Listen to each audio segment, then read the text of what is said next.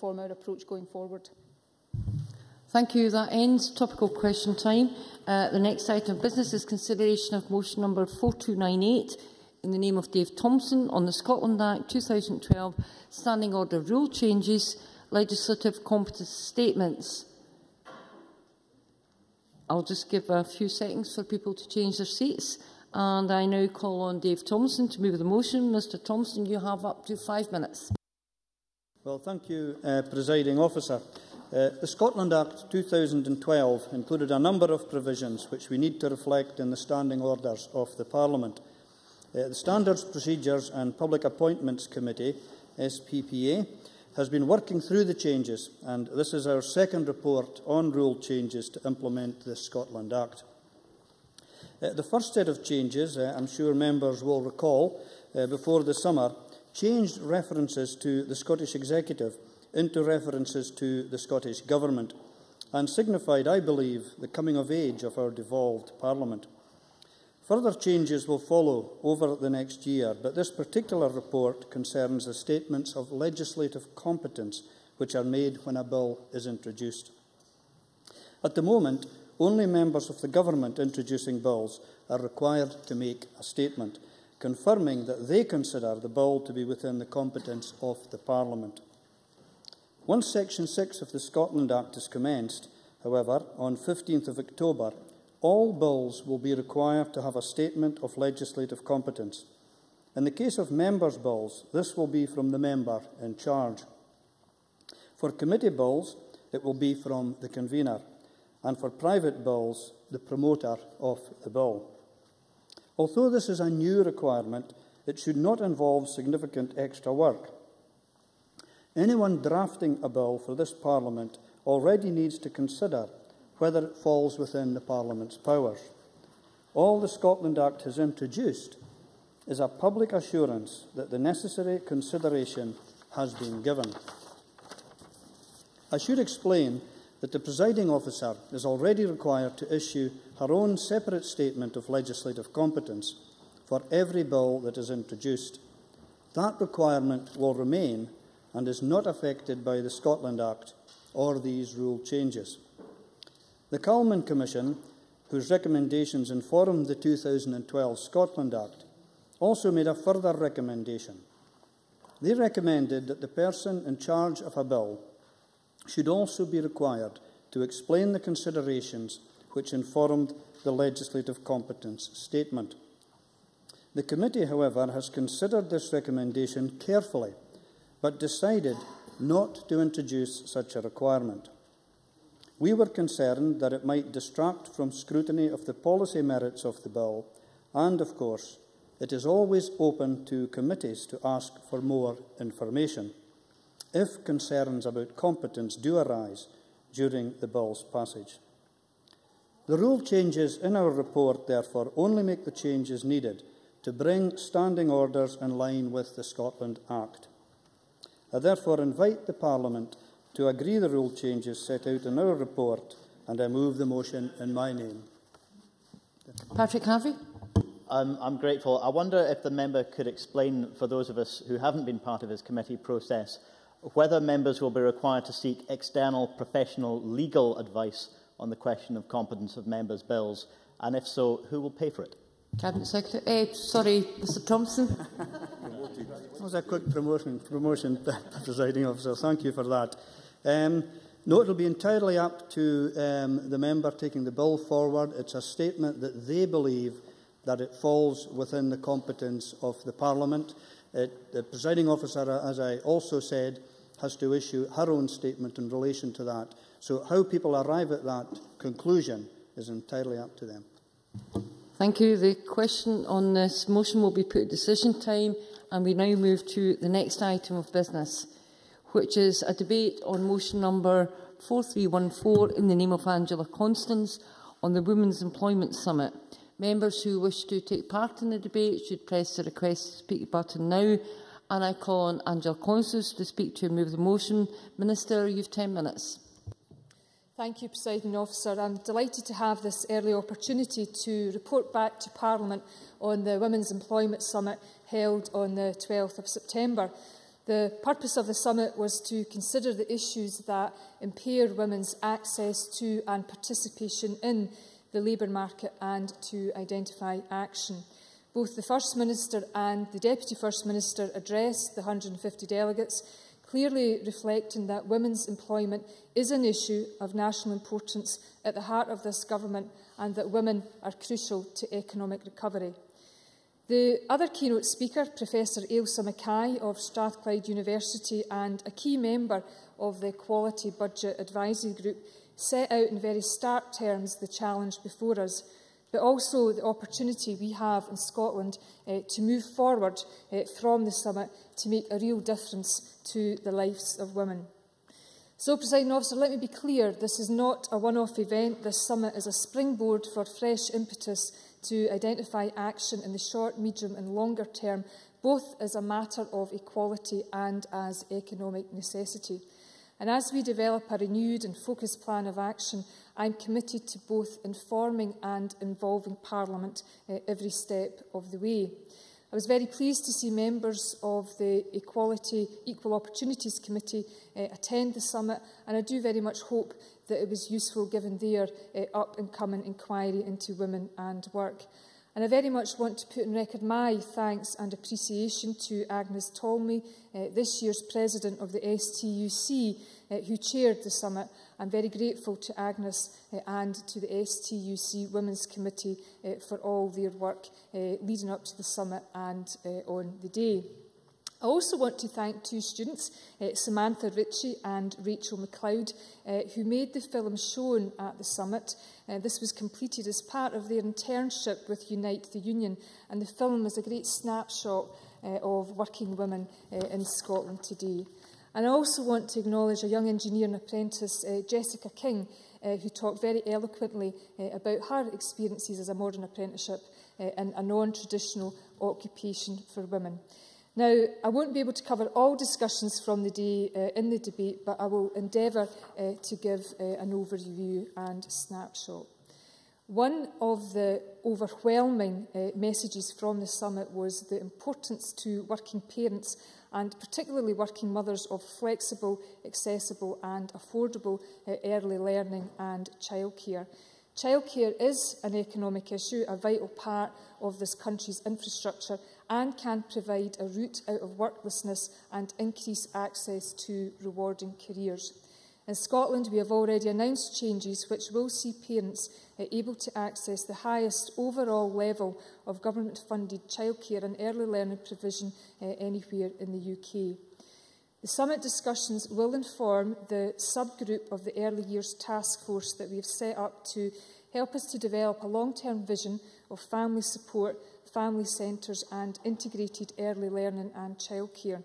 And this will take into account the many and varied childcare requirements facing families today. For example, care of those in rural areas, out-of-school care, care in school holidays and for those parents who work shifts. As well as a lack of suitable childcare, many women face other equally significant challenges in entering work, and this includes women with disabilities, women from ethnic minority backgrounds, lone parents and ex-offenders. And women need to be supported to recognise their existing skills and talents and how best to build upon these. Therefore, access to further skills and employment support is crucial. And additionally, there was a strong view expressed at the summit that money advice is key for many women. Welfare reform is clearly having a significant impact on women and their aspirations. And this year's report by the Fawcett Society, Impact on Austerity, or the Impact of Austerity on Women, it concludes that the changes in welfare reform, combined with high costs of childcare, are forcing women to give up their jobs as the cost of childcare outweighs the benefit of work. And a survey conducted by Working Mums found that 24% of mothers have had to give up work as a result of these changes. And for those looking for work, the requirement to claim job seekers allowance means that many are finding it harder to access skills provisions. Although the Scottish Government offers up to £1,215 in lone parent childcare grant to help lone parents attending further or higher education, the changes to benefit legislation means that fewer lone parents can now attend college without losing benefits. And for those who do enter work, the group discussions highlighted the issue of occupational segregation. And the reasons for occupational segregation are many and complex, with a change in both culture and attitudes required alongside a shift in policy and practice. Yes. Alison McInnes. Thank you very much. I know that on the day of the summit, the First Minister chose to announce an investment of £250,000 to intensify engagement with schools to encourage the recruitment of girls into the sector. I mean, a further fund is all well and good, but without transforming the sector, women won't stay in the sector. And I wonder if the First Minister has focused on the wrong end of the problem, really. Would the money not have been better spent tackling some of the barriers that you're outlining this afternoon? Minister.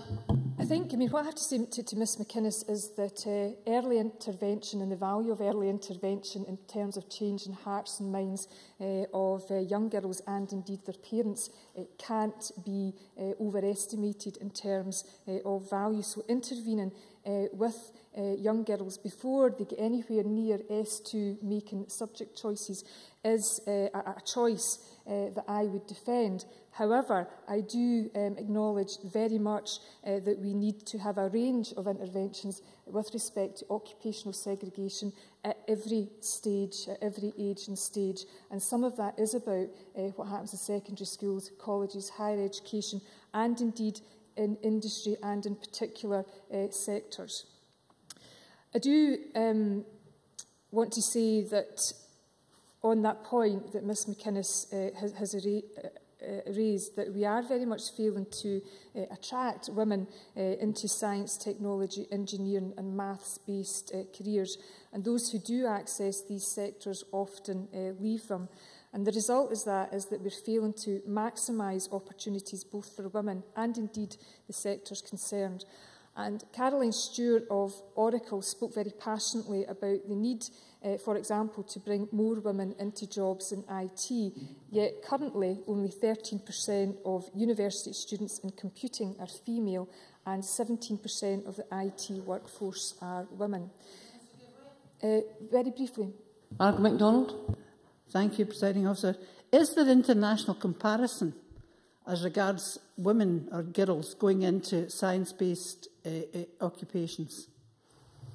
Minister. I think Ms MacDonald hits upon an important point. As I move forward in my work in developing vocational education, these are the very issues that we do need to look at, and I'm very committed to learning from the best elsewhere in Europe, but also across the world. Minister, I will be generous in terms of time because I know that you've taken 2 interventions. Okay, thank you, Presiding Officer. I think the fact remains that IT and other sectors do offer very good career opportunities for young women, but young women in particular, for many reasons, are not making that choices, and it's what drives these decisions that we really need to understand further. A range of factors influence career choice, but there is no doubt that career advice and guidance will be one of those factors. We want to put an end to the idea that some jobs just aren't for women, and at the summit, as mentioned earlier by Ms McInnes, the First Minister did announce a new £250,000 Career-Wise initiative. And Career-Wise, as I've intimated earlier, is aimed at encouraging more women to consider careers in fields of science, technology and engineering, and I'm pleased to say that it will be in place by April next year. Another area of concern is the apparently low numbers of women who start up their own business. Professor Sarah Carter of Strathclyde University chaired a discussion on women in enterprise, and I'm delighted to say that she has agreed to chair a series of stakeholder-led workshops to identify what can be done to increase the numbers of women starting up their own businesses. Presiding Officer, this is just a very brief flavour or a snapshot of what was discussed at the summit. At the end of this debate, I will talk more in detail about how the outputs from the summit will be taken forward. But at this time, however, I want to make it clear to Parliament that the event was, for me, just the start and not an end of a process, but one which we expect all of Scotland to work with us on. And if I can quote Elaine C. Smith, in any country in the world, the key to real change always lies with the women of that country. And I very much hope that today's debate, Presiding Officer, will represent another step forward in terms of understanding and overcoming the challenges that women face in the labour market. I now call on Ken McIntosh to speak to move amendment number 4314.1. Mr McIntosh, you've got 7 minutes. Thank you, Presiding Officer, and thank the Minister for her opening contribution. And before I get into the main substance of my own opening remarks, I'd like to start with a brief digression, which is this. When I was preparing at home last night for today's debate, one of the tasks I had to do first was to change the belt on the hoover.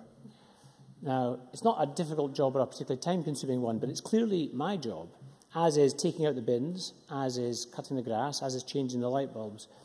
And before, Presiding Officer, you get the wrong idea, Claire and I do not live some sort of 1950s lifestyle with her in an apron and me with my papers and pipe at home. That's not true, Ms McDonald.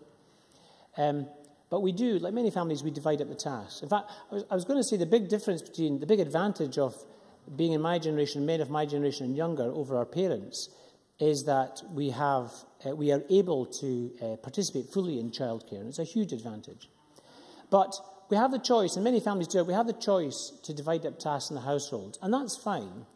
But there is a danger there that if we then pass on that division of labour to our children, there's a danger that social and cultural attitudes become ingrained. And clearly, if these attitudes then translate across into job segregation in the workforce, it actually becomes very damaging to our society and certainly to women in our society. And I just make those remarks. I think it was a comment by Professor Ailsa Mackay at the summit herself, who said that no matter what the government can do, it's actually up to us as parents, first and foremost, to make sure that we bring our children up with the right attitudes. But having started there, I'm afraid, Minister, I'm not going to let the government off the hook. Because, Presiding Officer, the struggle for equality in the workplace for women is not a new one, but it's taken on an added importance in recent years because of the recession. Female unemployment has risen at an alarming rate, and in the past year alone, amongst working-age women, it has increased by more than 16%. For women aged 16 to 24, that figure is almost twice as high. So the current level of women's unemployment is, in fact, almost double what it was prior to the recession. So I want to thank the Minister and the STUC for hosting the Women's Employment Summit some 3 weeks ago now, and for calling for today's debate so we can reflect on the findings. One point in particular which the conference highlighted was that rising female unemployment clearly has an acute impact on families and the economy, but it also has a much more profound and far less talked about impact on levels of child poverty. The Women in Scotland's Economy Research Centre, in conjunction with Save the Children, has carried out some important research revealing the relationship between rising levels of women's employment and falling levels of child poverty between 1998 and 2008. The findings go on to suggest that women are more likely to spend household income on children and are more likely to defer their own consumption to that of their children than our fathers. The study further suggests that children in low-income households are more likely to have their needs met when their mother is in work. Now, we can all draw our own conclusions as to the accuracy and truth of these findings, but by way of illustration, and I don't want to dwell on my own party's shortcomings, but I do distinctly remember when the 10p tax rate was abolished.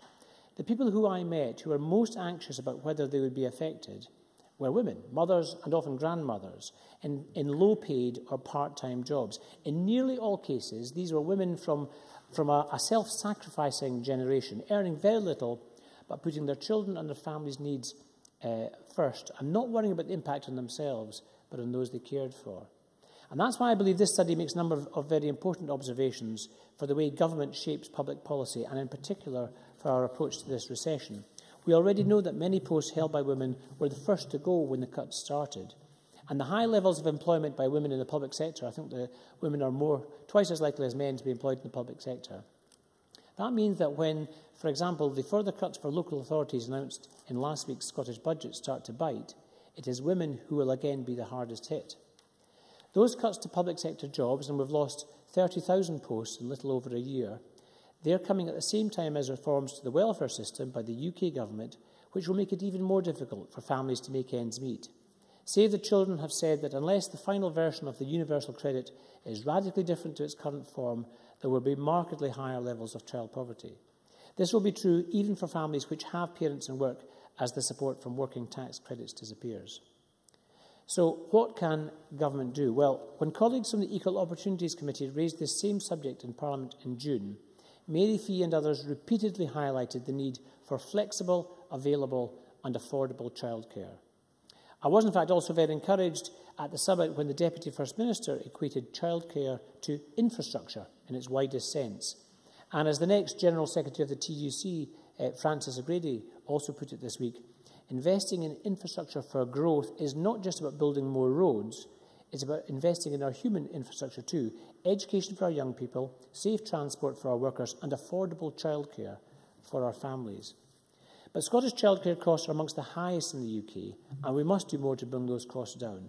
It must also be flexible and accessible to allow women to gain employment in all sectors of our economy. Women continue to provide the majority of unpaid care in the UK economy, whether for children or for other family members, and there's plenty of evidence to suggest that women opt for part-time work in order to do just that. It's important to recognise that caring for children doesn't just stop when a child reaches school age, and all too often mothers and fathers are restricted in the jobs they can do around the times their children are in school. Now, I understand the Scottish Government is committed to a Children and Young Persons Bill in 2013, but there is no need to wait for this legislation. And this Government would have our full support if it was to bring forward more radical proposals now. We could do more to the Minister. Minister? I wonder if Mr McIntosh is aware that current provision is very embedded in existing education legislation, which is tying early learning and childcare very much into schools and nurseries.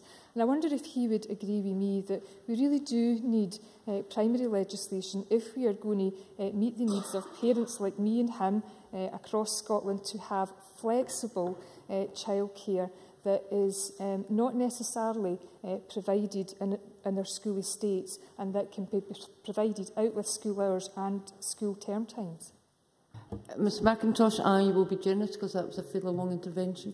Thank you, Presiding Officer. I agree with the tenor of what the Minister is saying, except I don't agree that it requires legislation. Primary legislation can send out an important message, and it certainly clears the way. It sets policy very firmly. But I don't believe that flexible childcare or affordable or available childcare needs primary legislation. I believe there's a lot we can do right now. Just to invest in after-school clubs or activities for children, for example. And another example I know that Mary Fee raised in the debate back in June was to encourage more flexible working practices in the public sector. And that means not just flexible working practices for employers, but for employees too. Another example would be to take our modern apprenticeship programme, which is very much to be supported, but unintended or otherwise, it's clear that this is a government-sponsored programme which can and certainly does reinforce occupational segregation in certain areas. Some of the most recent statistics have revealed that out of a total of 1,167 people beginning a hairdressing apprenticeships, 1,082 happened to be women, and in contrast to this, only 31 women were accepted for an engineering apprenticeship out of a total of 1,209. Thank you, Presiding Officer. It would be easy for the Scottish Government to throw its hands up and blame the current crisis in women's employment on the recession and on the action of the UK Government. To some extent, we could even make common cause in doing so. But I'd also point to the many other things this Government could be doing, even in these tough times, to promote equality and encourage women into the workplace. And I move the amendment of my name. I now call Mary Scanlon. Ms Scanlon, you've got 6 minutes. Thank you, Presiding Officer. I'm very pleased to speak in this debate, and had I known that I would be opening and closing the debate, I would certainly have made it a priority to attend the Women's Employment Summit last month in Edinburgh. Gavin Brown was intended to go on our behalf, but had to call off sick. I also commend the Government on the summit, and having delved into research on this issue, I now appreciate that much more needs to be done to ensure that women have access to all the opportunities in a modern Scotland and beyond. So I hope to be part of this fresh impetus the Minister spoke about. The glass ceiling is always mentioned in terms of women in promoted posts, and rightly so. However, it does imply that all women belong in offices and potentially in the boardroom. And I would like to look further into the role of women in Scotland's oil and gas industry. Not only does oil and gas provide more revenue to the Treasury than even Scotch whisky, but it is the biggest employer in Scotland and contributes over £30 billion to the UK balance of payments. It is therefore disappointing, Presiding Officer, to say the least, that there are 15 fewer women working offshore today than in 2007. This is not good enough, and of course many jobs in the oil industry are also onshore. But women are generally associated with the 5 Cs: cleaning, catering, clerical, cashier and caring work. The oil and gas vacancies most difficult to fill are not in admin, secretarial or IT support. They need professional engineers, and yet less than 5% of professional engineers working offshore are women. And it is difficult to understand why this is the case, given that over half the entrants to higher and further education are female, although 66% of modern apprenticeships are male. And of total school leavers, 32% of males go to higher education, compared to 39% of females. And I do appreciate, as Alison McInnes has said, that the First Minister has allocated £250,000 to encourage girls to widen their career options and launch CareerWise to encourage girls to become engineers, manufacturers and scientists. It's much needed, and I hope it will make the difference.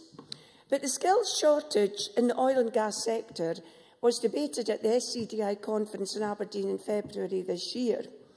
And much of what they asked for, including asking the Scottish Government to set out its skills, strategy, policy and priorities.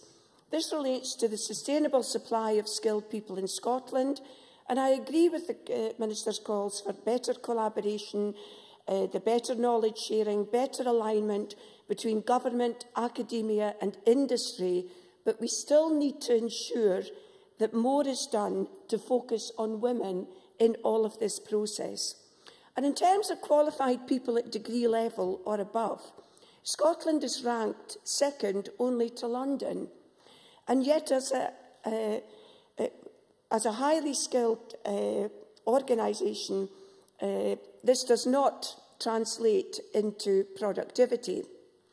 The gap probably relates far more to female employment than male in terms of people at degree level going into the engineering and other occupations. The industry is up for the challenge, and perhaps they could also do more to get the message across that North Sea oil and gas is open to qualified and trained women as well as men. And my second point relates to childcare, as acknowledged by the Minister, a topic regularly mentioned in terms of female participation in the workforce. And when I looked at this, it reminded me of the Health Committee inquiry 3 years ago into child and adult mental health, which highlighted the need for standard health checks and high-quality child support. Dr Wilson mentioned an evidence base relating to children with problematic behaviour at 2.5 years who were likely to end up with problems later in life. The research predicted, even at the age of 3, as many as 70% of those children who would end up as inpatients in a psychiatric hospital or prison. And it is for this reason, and so many others, that I fully support the extension of free nursery education to 600 hours a year for 3 to 4-year-olds, which does help women into the workforce. But I also think we need to look again at 2-year-olds, given that only 1% get free nursery education in Scotland compared to 38% in England. And the reason that I'm so keen on that is that developmental issues can be picked up by qualified nursery staff, they can be addressed early, and not only does this benefit the child, but also the mother, who in too many cases cannot work due to having to stay at home and look after children. So, members in the final minute.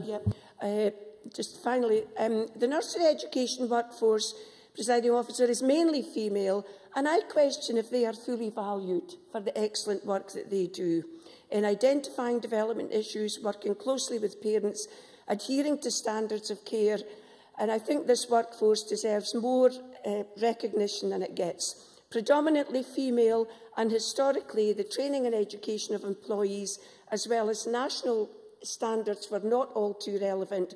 I hope in this process of women's summits we can also change this perception and give them more recognition.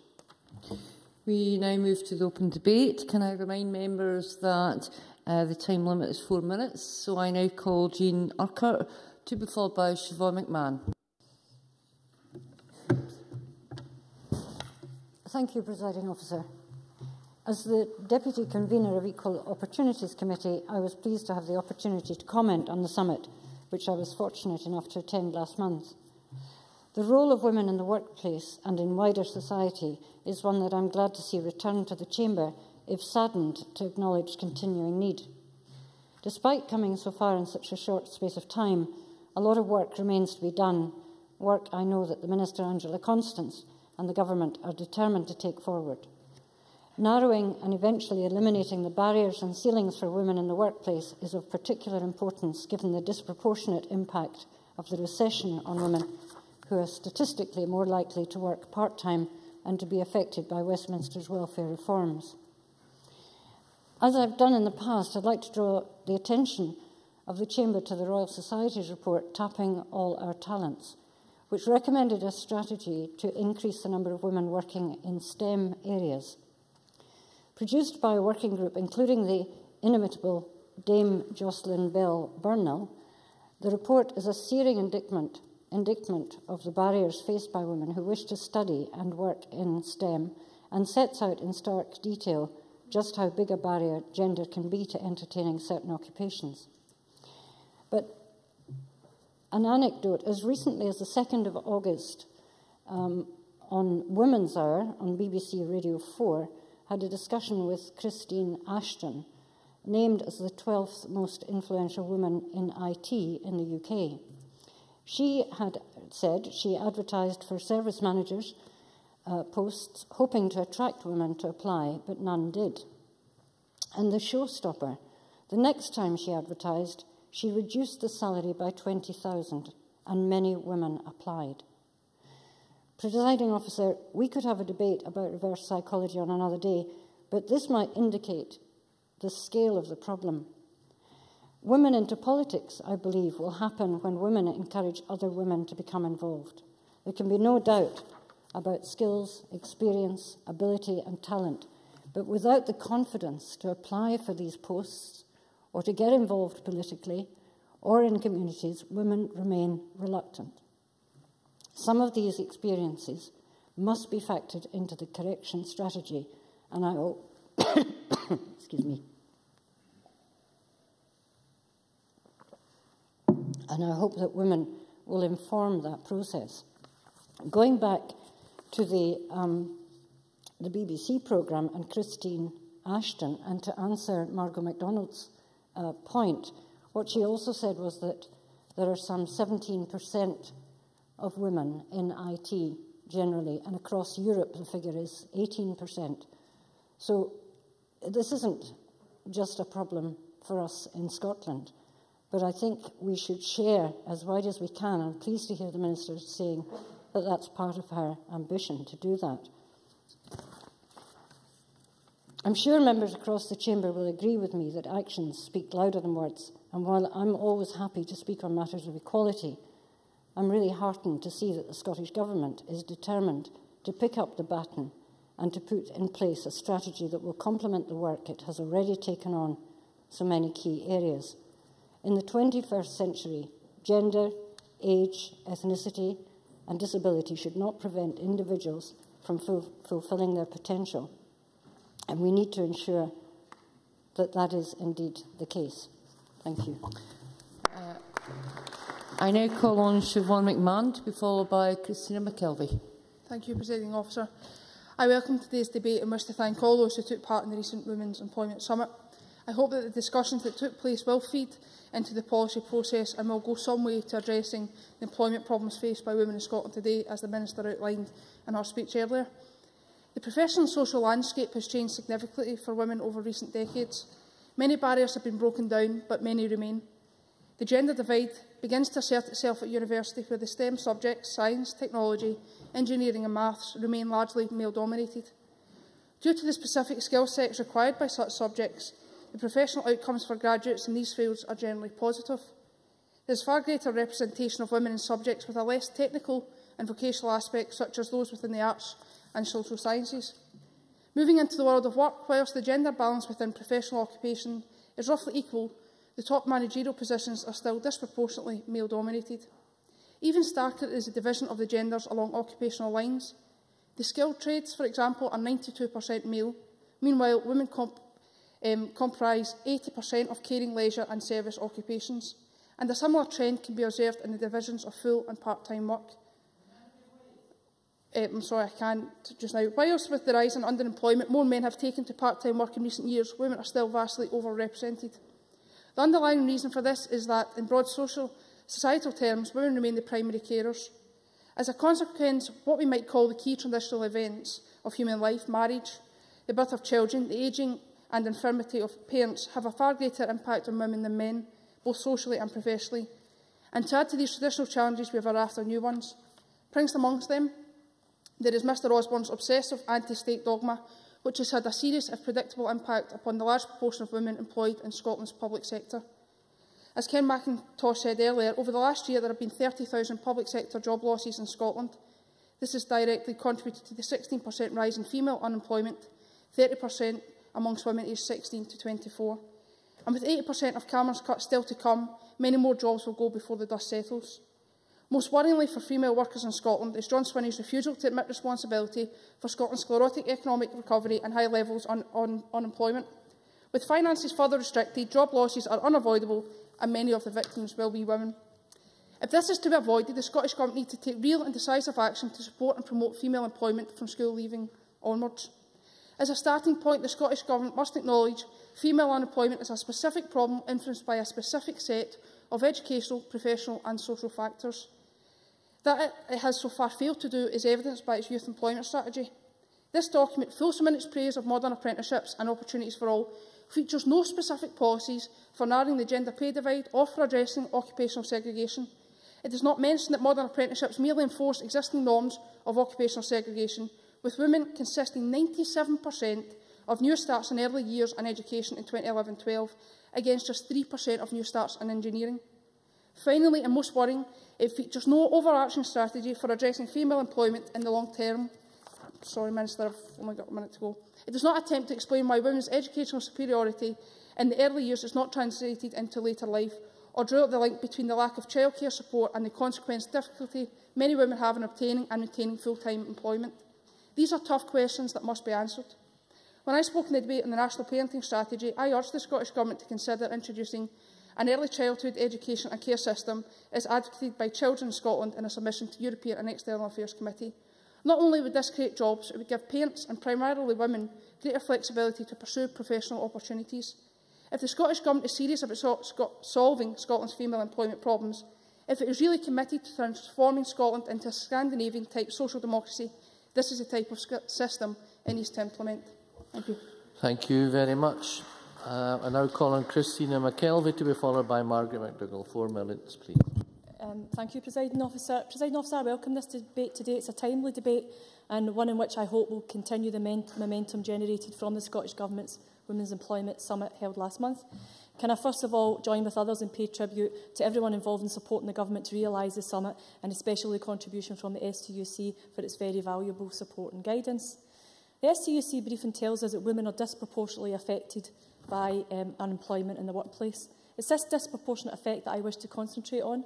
The issue of equality in the workplace has been a long-standing sore for many governments over decades. With the Equal Pay Act now in her 40s, should we really be living in a nation that turns a blind eye to the pay gap? So let's have a look at the history of employment for women.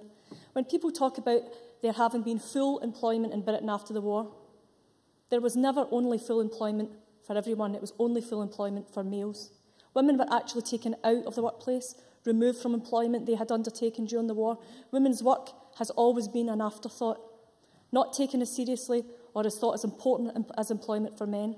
What the Scottish Government is doing by leading this debate is showing how seriously they take employment for everyone, regardless of gender, but recognising that women have particular needs and concern when it comes to work. It is a government putting women's work front and centre in the debate on how we create jobs, grow our workforce and grow our economy. Tanya Goldwright in The Guardian in April of this year said, "A strategy for women's employment is necessary, encompassing women's security in the workplace, decent provision for childcare and the scandal of occupational and gender segregation, which together bring forth the pay gap." That's a very sad indictment, I think.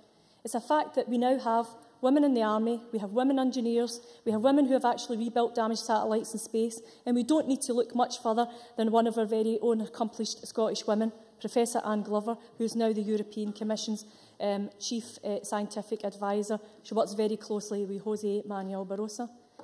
Being a woman no longer excludes you from doing a job carried out by a male. Anne Glover, presiding officer, told us recently at the Scotland Europa event in this Parliament that Scotland is #1 for research and development impact. It would be a shame to roll that achievement back with the reintroduction of tuition fees, creating another barrier for women to learn.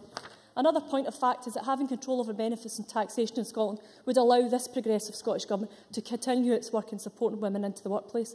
Having control over universal benefits like child benefit would end the attacks on women when Tories at Westminster, aided and abetted by the Labour in Scotland with its lurch to the right, attempt to take away the little financial control some women have. Child benefit enables women to pay for childcare, it enables some financial freedom and enables women to contribute not just economically but intellectually to the recovery of our nation. If, as Arthur Bleakwood Minter suggests, that nothing is off the table when it comes to abolishing universal provision, then I fear that the progress we have made over the years will be eroded as women are pushed back into the kitchen and out of the job market. There are fundamental questions to be asked of all governments on the question of equality in the workplace. If the answer is to further attack and erode the universal provision that enables people to get into and stay in work, then that is not an answer I am just willing to sit back and accept, and I suspect many women feel the same. It is certainly not the answer that this Scottish Government is willing to accept by actually taking the action it has to protect families' incomes with free universal education, higher and further, health, waiting times and free prescriptions, personal care and support, and of course the freezing of the regressive council tax. This Scottish Government has proved beyond a doubt that the Tory Lib Lab way is certainly, and to coin an STUC phrase, not a better way. Joanne Lamont says that the cap doesn't fit when her proposals are described as something the Tories would be, and according to Welsh Tories today, are proud of. I say the cap fits Labour way too snugly to me. Youth Employment Minister Angela Constance said that the summit would help public sector bodies, employers, trade unions and other partners identify steps they could take to make a difference. She has also pointed to the Scottish Government's pledge to increase childcare provision for 3, 4 and looked after 2-year-olds for 475 hours to 600. These plans will deliver the best package of flexible childcare in the UK. Presiding officer, that's the action that women I speak to need and want. That's the action of a Scottish Government not bound by its London masters. That's the action of a Scottish Government to be proud of. Thank you very much. Now call on Margaret McDougall to be followed by Jimmy Hepburn. 4 minutes, please. Thank you, Presiding Officer, and I welcome the opportunity to speak in this vitally important debate on women's employment. More so given the recent figures which show that women have been particularly badly hit by the rise in unemployment, including an increase of more than 16% for all work-aged women and more than 30% for women aged 18 to 24 over the past year alone in Scotland, and that women have been disproportionately affected by the loss of around 30,000 public sector job losses over a similar period as stated in Labour's amendment today. We have seen male unemployment fall whilst female unemployment continues to increase. Undoubtedly, women are being hardest hit by the current economic situation in Britain, and it's time something was done about it. With or without the Government summit, women in our labour market still face the same old issues which need to be tackled. We need to see less talk and more action on issues which are so critical for women in society on a daily basis, from a lack of quality part-time work to the gender pay gap. It is great to see groups such as Close the Gap continuing to fight to end the unfair difference in men's and women's wages. Even 41 years after the Equal Pay Act, there is still an 11% difference between men and women in part-time work and a 32% difference between women in part-time and men in full-time jobs. Others have talked about the gender differences and occupational segregation. I'll devote my time to talk about childcare. In a time when parents in my constituency and across the country routinely question at what point it is no longer cost-effective to work and have their children in nursery care, I very much welcome the recent announcement that free childcare will be increased by 125 hours to 600 hours for 3 to 4-year-olds, but it's still not enough. And why wasn't this move taken earlier, say at any time since 2007? It was essential for this government to do so, yet it has been delayed until now. I welcome the Minister setting up an early years task group to look at this. Although this policy helps people with children of preschool age, what is the government doing to help the employability of women whose children are of school age? This government won't admit it, but the council tax freeze is impacting on the people of this country. Some local authorities have already closed after-school clubs and breakfast clubs, and there is likely to be more in this year's round of local authority budgets due to lack of resources. The loss of these vital services for working mothers make it virtually impossible for some women to hold down a job, because unfortunately we don't all have grannies or relatives who can help with childcare. Only yesterday I spoke with women from the Dalry Breakfast Club. If you could just let me finish this sentence, please. Only yesterday I spoke with women from the Dalry Breakfast Club and After School Care, where they charge £3.50 and £7.50 a day and £17 a day during school holidays per child. And this is the lowest that they can afford to charge to cover costs. This is in an area where high-quality jobs Members in the last minute, no interventions. Oh, sorry, Minister, I did intend to let you in. Basically, many women are working to pay for their childcare. This won't be achieved by any more summits or meetings. You know the reason why some women can't work. They simply can't afford to, and the threat of less affordable care provided by the local authorities because of a council tax freeze puts even more in that situation. We need sensible solutions to this very serious problem. Scottish women deserve better. Thank you very much.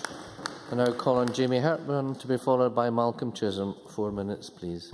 Thank you, President Officer. And I'm tempted to begin by saying, unlike Ken McIntosh, I wouldn't focus too closely on the division of Labour in my household, because my wife sometimes watches these debates and she might pick me up on my interpretation of such a division later on. We can talk about this later, Ms Fabiani, without your sedentary intervention. Can I welcome today's debate, though, because I think there is wide recognition that this is a serious and important issue, and one which concerns all sides of the Chamber. I think that's been reflected in the contributions so far. But I think it's also an issue that's concerning those outside the Chamber. And I want to refer to a report that was prepared by Save the Children and Women in Scotland's Economy Research Centre. I think Ken McIntosh alluded to this information as well. This is a very important report because it does highlight the link between increases in women's employment between 1998 and 2008 and a consequent reduction in the number of children living in poverty, and also points out that women are more likely than men to be the money managers in poor households. I think a point that was made by Ken McIntosh as well. I think that's an important point to reflect on, President Officer, because when we focus on women's employment, it's not just about the impact on the women themselves, but also their families. And in that regard, Save the Children has held a series of conversations with parents across the UK, in fact, and that did highlight concerns about the availability of childcare, and indeed that was reflected in the discussion at the summit we debate today. In that regard, I do welcome the commitment by the Scottish Government to radically increase the number of hours that will be provided to 3 and 4-year-olds, and I do recognise that there is this sense that the Government should be going further. I think we'd all like to see the Government go further, and indeed I'm sure if concrete proposals can be made to the Government, I'm sure they'll be willing to consider them. I've absolutely no doubt, and I see the Minister for Early Years has joined the debate now, and I've absolutely no doubt she will be willing to consider such proposals. I can also say this report highlighted concerns about the severe cuts in welfare spending having a disproportionate impact on women's incomes, and that was a point that was also reflected in a briefing that was sent to us by the STUC. And indeed, again, this was looked at the summit. And I think the point that was made by the Minister about the inability of those single parents being able to access college courses to gain new skills due to welfare changes was a very important one to make, because it hardly strikes me as likely to increase the employment prospects of many women who will already be struggling. Indeed, I'm on the Welfare Reform Committee, Presiding Officer, and we're hearing plenty of evidence to suggest that the welfare reform changes being brought in by the UK Government are very likely, in some circumstances where there are people who are supported in employment being forced out of work. That seems entirely counterproductive to me, and I look forward to... do I have time, Presiding Officer? Yes, briefly. Ken McIntosh. I appreciate Jamie Hepburn's comments about welfare reform, but can I just ask the member what he thinks will be the impact of the government's decision to cut local government spending by 4.3% in real terms, when we know that 2/3 of local government workers are women? What will be the effect of those cuts on women's employment? 30 seconds. Well, I'm trying to be as consensual as I can, Mr McIntosh, but I would hasten to point out that your party is currently in a campaign with another party to continue to see a funding system that will continue to reduce the money available to the Scottish Government. That's going to have an obvious impact on the services that are delivered through the devolved administration. But I will point out, of course, and I think it's important to point out that local government today gets a higher proportion of the Scottish Block Grant than it did under the previous administration. Can I close then, President Officer, because I see you're asking me to, but welcome today's debate. Thank you. Thank you very much.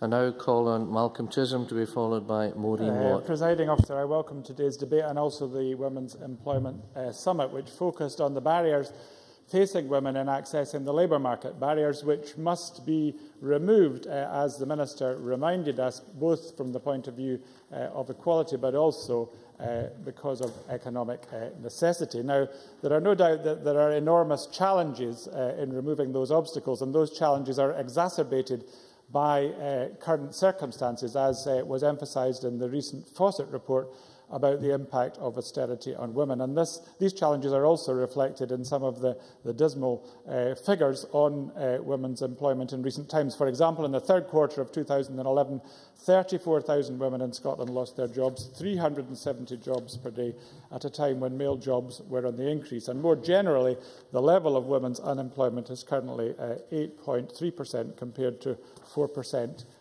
pre-recession. The problems, however, are not new, and another way of looking at them is by focusing on the glaring anomaly between the educational qualifications and job destinations of girls and boys. For some time now, girls have consistently outperformed their male counterparts in the subjects they choose at school, and yet this is not reflected in the employment rates in later life. A higher proportion of girls go on to higher education, 40% compared to 32% for boys, and it is the same with further education, 29% for girls compared to 25% for boys. Yet the percentage of females employed in later life within the category of medium to high skilled jobs, that is, jobs attributed to degree-level qualifications, is just 22% in comparison to males at 38%. Similarly, a huge differentiation exists in the category defined as medium to low-skilled jobs, where 46% are female compared to 24% of males. I'm sure that everybody who even glances at the statistics drawn from the analysis of school leavers and their prospective destinations would be, or certainly should be, shocked by the disparity. And we must ask, why is this the case? It seems that women cannot access the jobs for which they have the qualifications, and many of the reasons for that have been highlighted in the debate. Clearly, the lack of affordable childcare is central, and I won't speak at length on that as I usually do, except to briefly just really anticipating tomorrow's debate, and in terms of Christina McKelvey's contribution, which was really for tomorrow, I think she would agree that one of the things that has helped childcare is the provision of tax credits in general and childcare tax credits in particular.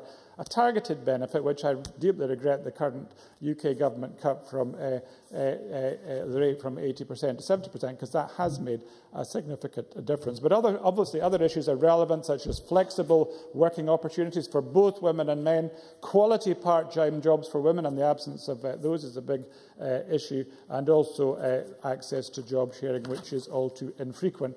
Occupational segregation clearly is relevant too. It's rife both horizontally through job stereotyping and vertically through women missing out on positions of influence and power. And that, of course, does relate to early gender stereotyping, which must be addressed, as the Minister reminded us.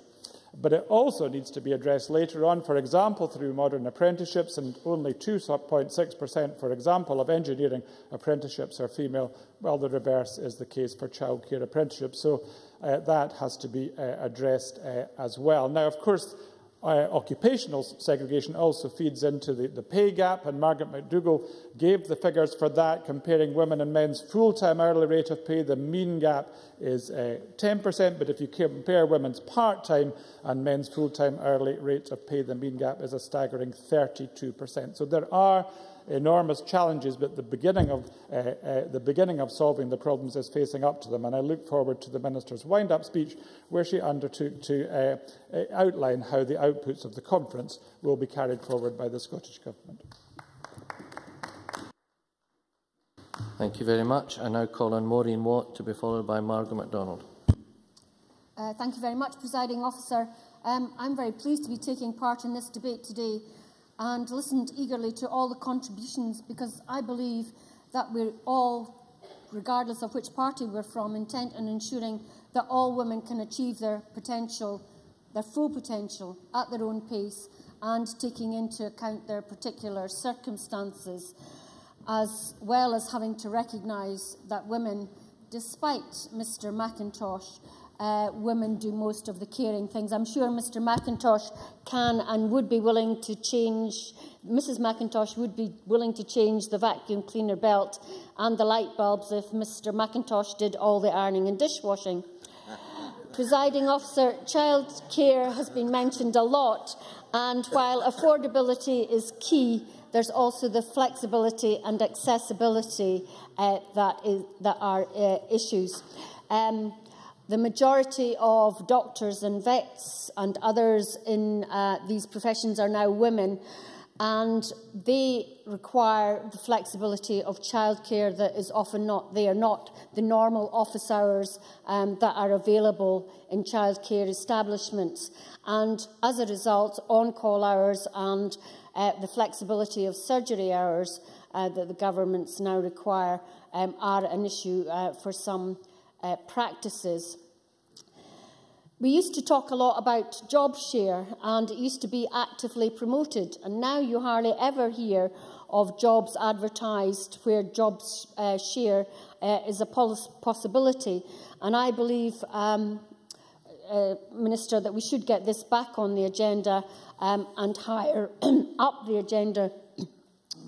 Jean Urquhart mentioned the STEM report, the RSE report on tapping all our talents, which is an excellent piece of work. And in it recommends many things, but one of them is the commitment of those in leadership. And it does mean commitment from all our educators, from nursery to higher education, to eliminate all the gender stereotyping that we have. And I believe that our higher education establishments still have a lot to do to address the gender balance in senior management in universities and in the research establishments. Mary Scanlon mentioned the opportunities in the oil and gas sector and why so few women were taking up the opportunities, of which I agree there are many. I spoke this morning at an oil and gas breakfast in Aberdeen with Alex Tom of Oil and Gas UK, who's doing a lot of work in addressing the skills shortage, but also the skills gap. And I'm sure Alison McInnes has had discussions with her too. If you ask fathers of girls in the oil and gas industry whether they would like their daughters to work offshore, the resounding answer is no. So we have really an attitude problem here. And most of the speakers here today have been pussyfooting about this. They have still got a lot to do to address male attitudes towards women working in their traditional roles. And there are a lot of women who are just resigned to the fact that many of these opportunities are not open to them. And I'm glad this government is addressing those issues. We've got to get cohorts of female apprentices in engineering into the oil and gas workshop. And just finally, to mention Margot's point, in Norway, in this country, 3% of women in the offshore sector are 3% are women in UK sector oil and gas, 9% in Norway. We have a long way to go. Thanks very much. Now call on Margaret MacDonald. Up to 2 minutes, please. Thank you, Deputy Presiding Officer. I'm glad that Maureen Watt finished on that note, because that's where I want to start. That's where you get the start of cultural and segregation in employment. Some men are bigger and stronger, and we've just got to accept that. Incidentally, Ken McIntosh can come to my house any time if he's willing to do that. But it's the reason why there's a lot of employment segregated. Physically, nature dictated that women couldn't do some things that men can, and vice versa. And has any other woman here been in an oil rig? I have. There's no way you would get me back on it. And there's no way I would have either sons or daughters, if I could choose, putting them out in an oil rig. Terrible existence. They deserve every penny they get. And it's one of the reasons why the statistics on average wages are skewed, because the types of jobs that are being done cannot be compared. Malcolm gave us jobs there, statistic, I couldn't get in, obviously, and I thought they were completely skewed, because how do you compare apples and oranges? If you've made the point that women are doing lower paid, less valued work, they're getting less money. So you cannot use statistics, use your personal experience, which tells you girls are still not encouraged to do all that they can do, but there's some things they should never be asked to do, and I think they have to accept that. 30 There's seconds. one thing left. We've tossed around this idea of the amount of female unemployment that's been caused because local government have had to pay off folk. Is that what local government's for? Creating employment for women? I think that's something for nothing society. Thank you very much. Now call on Mary Scanlon to wind up for the Conservatives. Up to 5 minutes, please.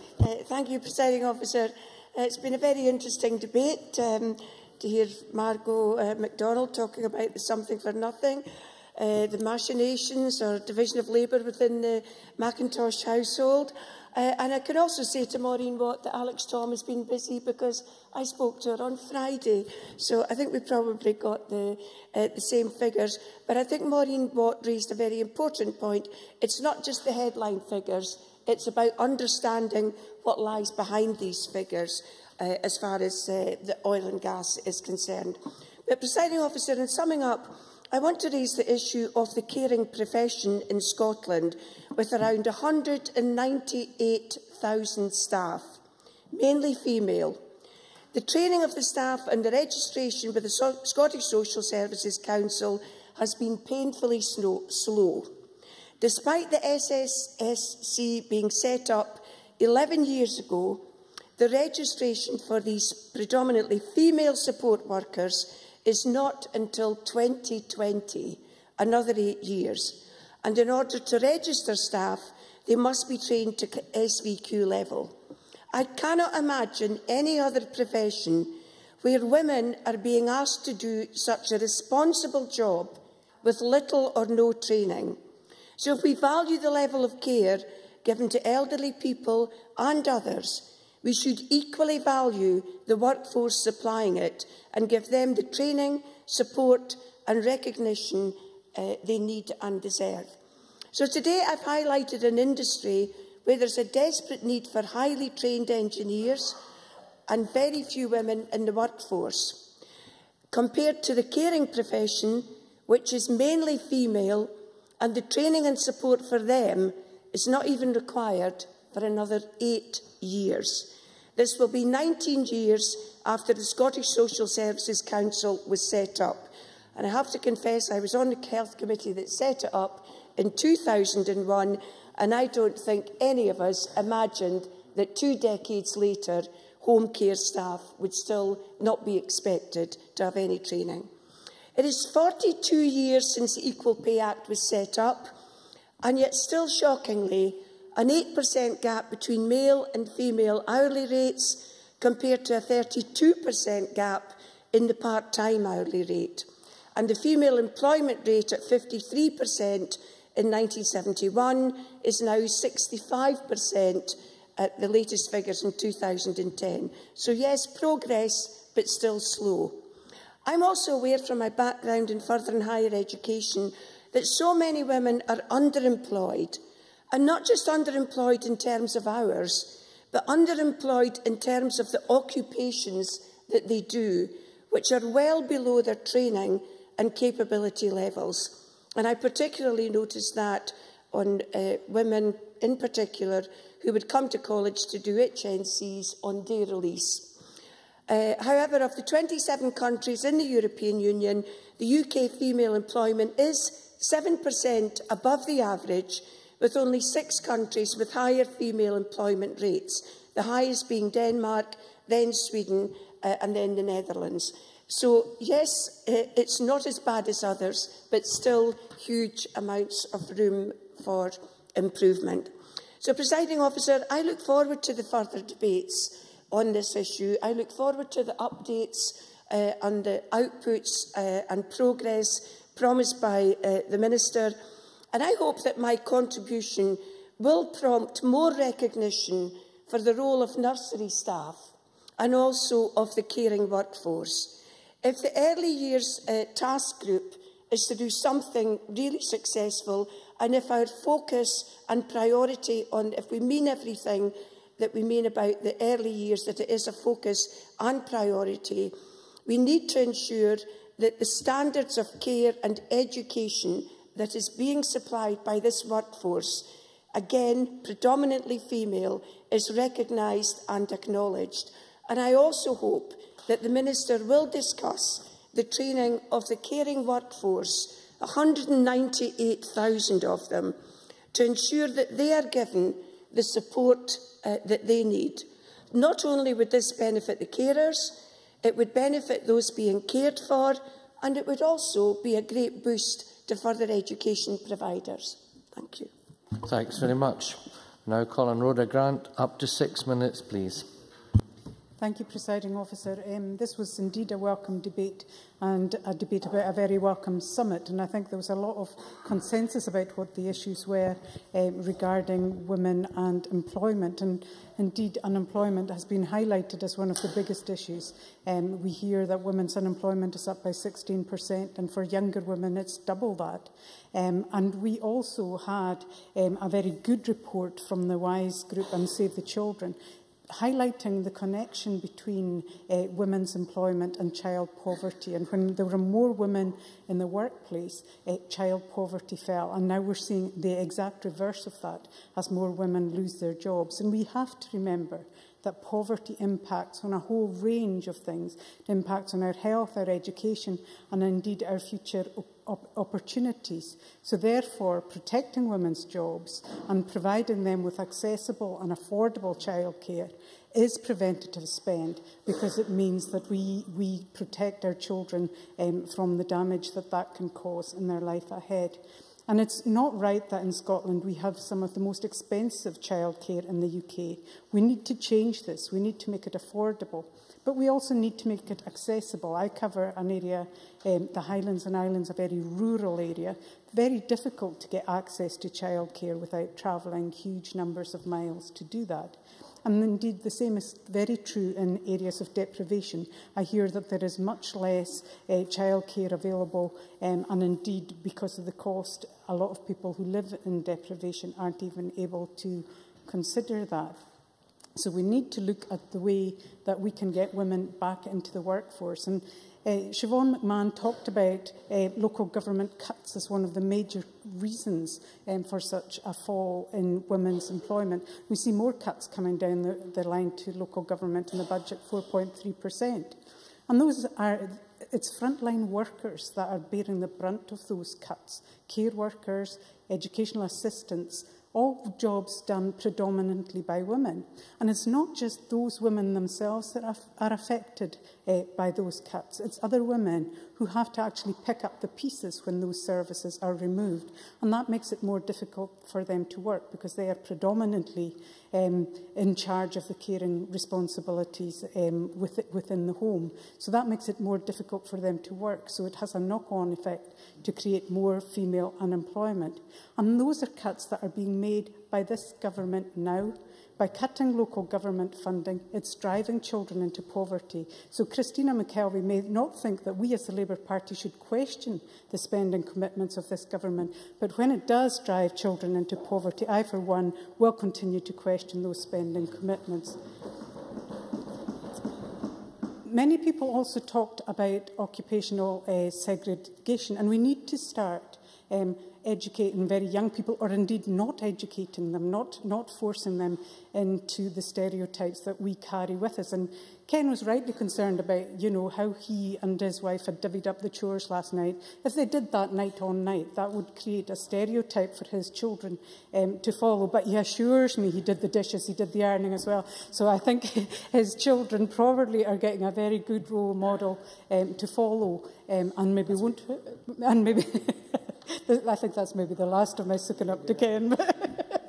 But, we have to be careful about how we pass on our own stereotypes, because they are stereotypes that we carry with us that have been formed at very early ages.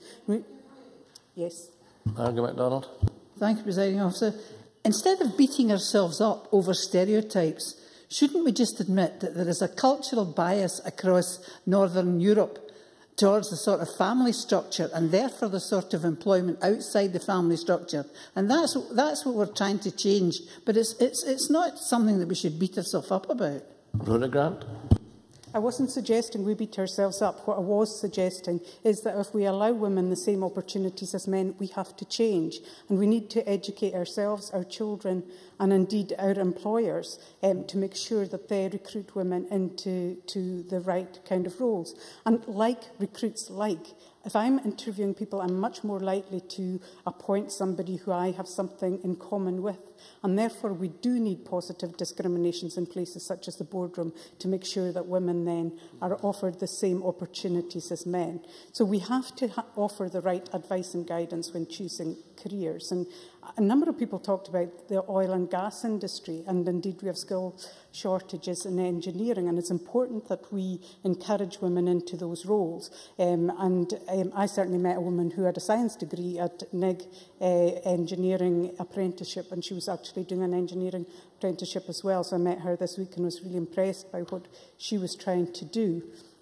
So we need to also make sure we raise expectations about levels of pay, as Jean Urquhart said. Women need to have the same expectations as men of both careers and indeed what they can earn from those careers. As others had mentioned about equal pay, we're still way, way behind despite having legislation.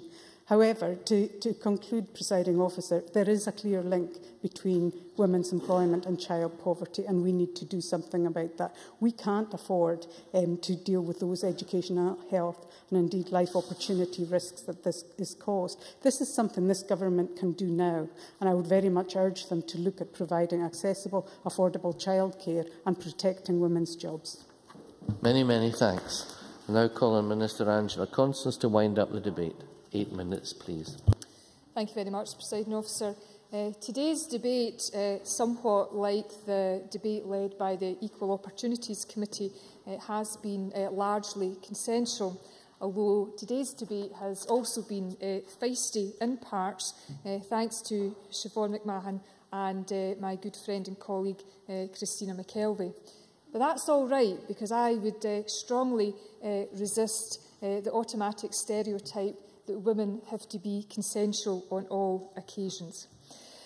I think, similar to the debate in June, there's been a focus on the big-ticket items. Childcare has been very much centre to the debate. And I do agree that childcare should not just be women's work, although I accept in reality it largely is. But there is an issue where we do need more flexible working for parents, for both men and women. And Maureen made a good point in terms of job share and flexibility in working practices. But I suppose the point I would want to make about childcare is that we are ambitious as a government in terms of putting in place a platform to really go forward and match the best in Europe. But the reality is our ambitions will only ever be lofty ambitions without control over tax and benefits.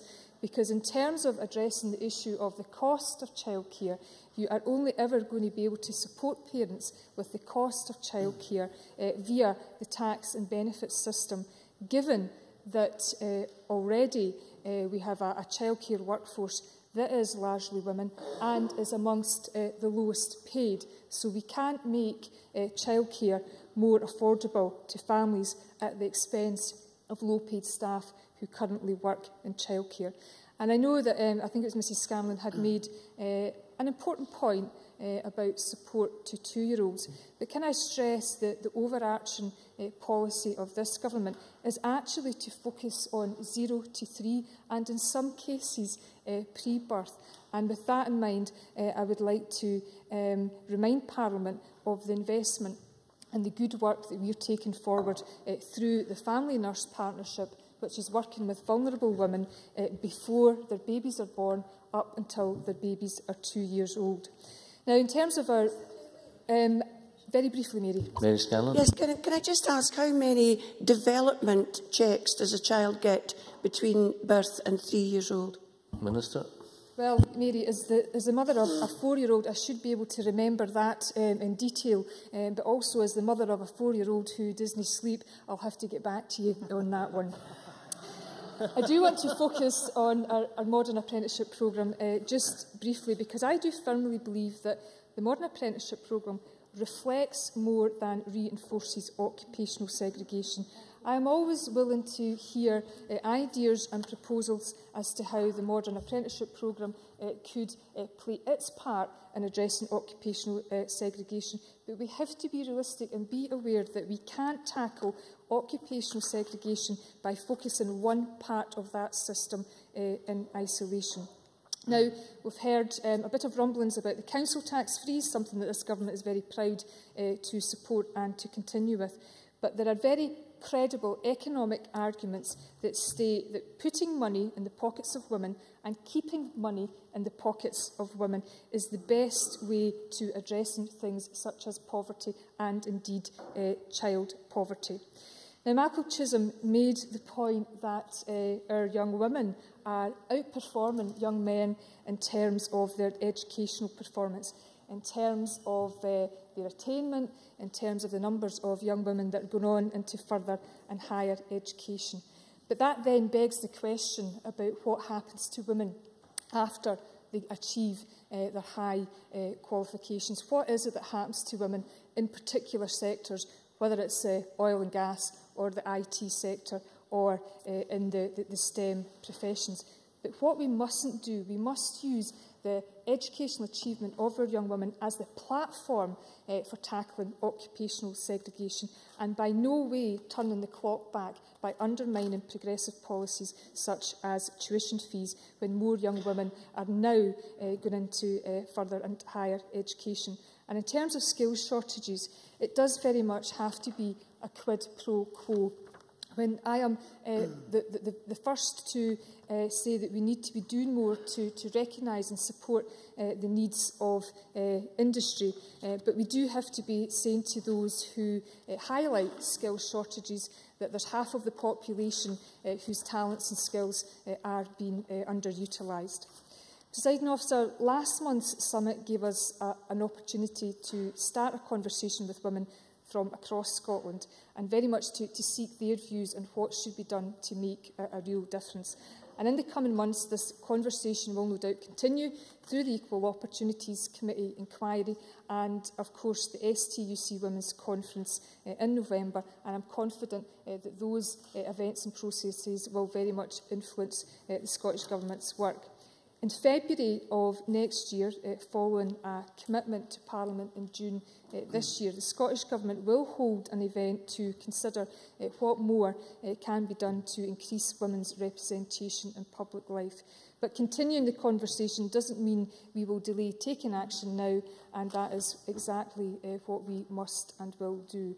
We can't make change of the level required overnight. We very much have to be in this for the long haul. But there is action that we can take.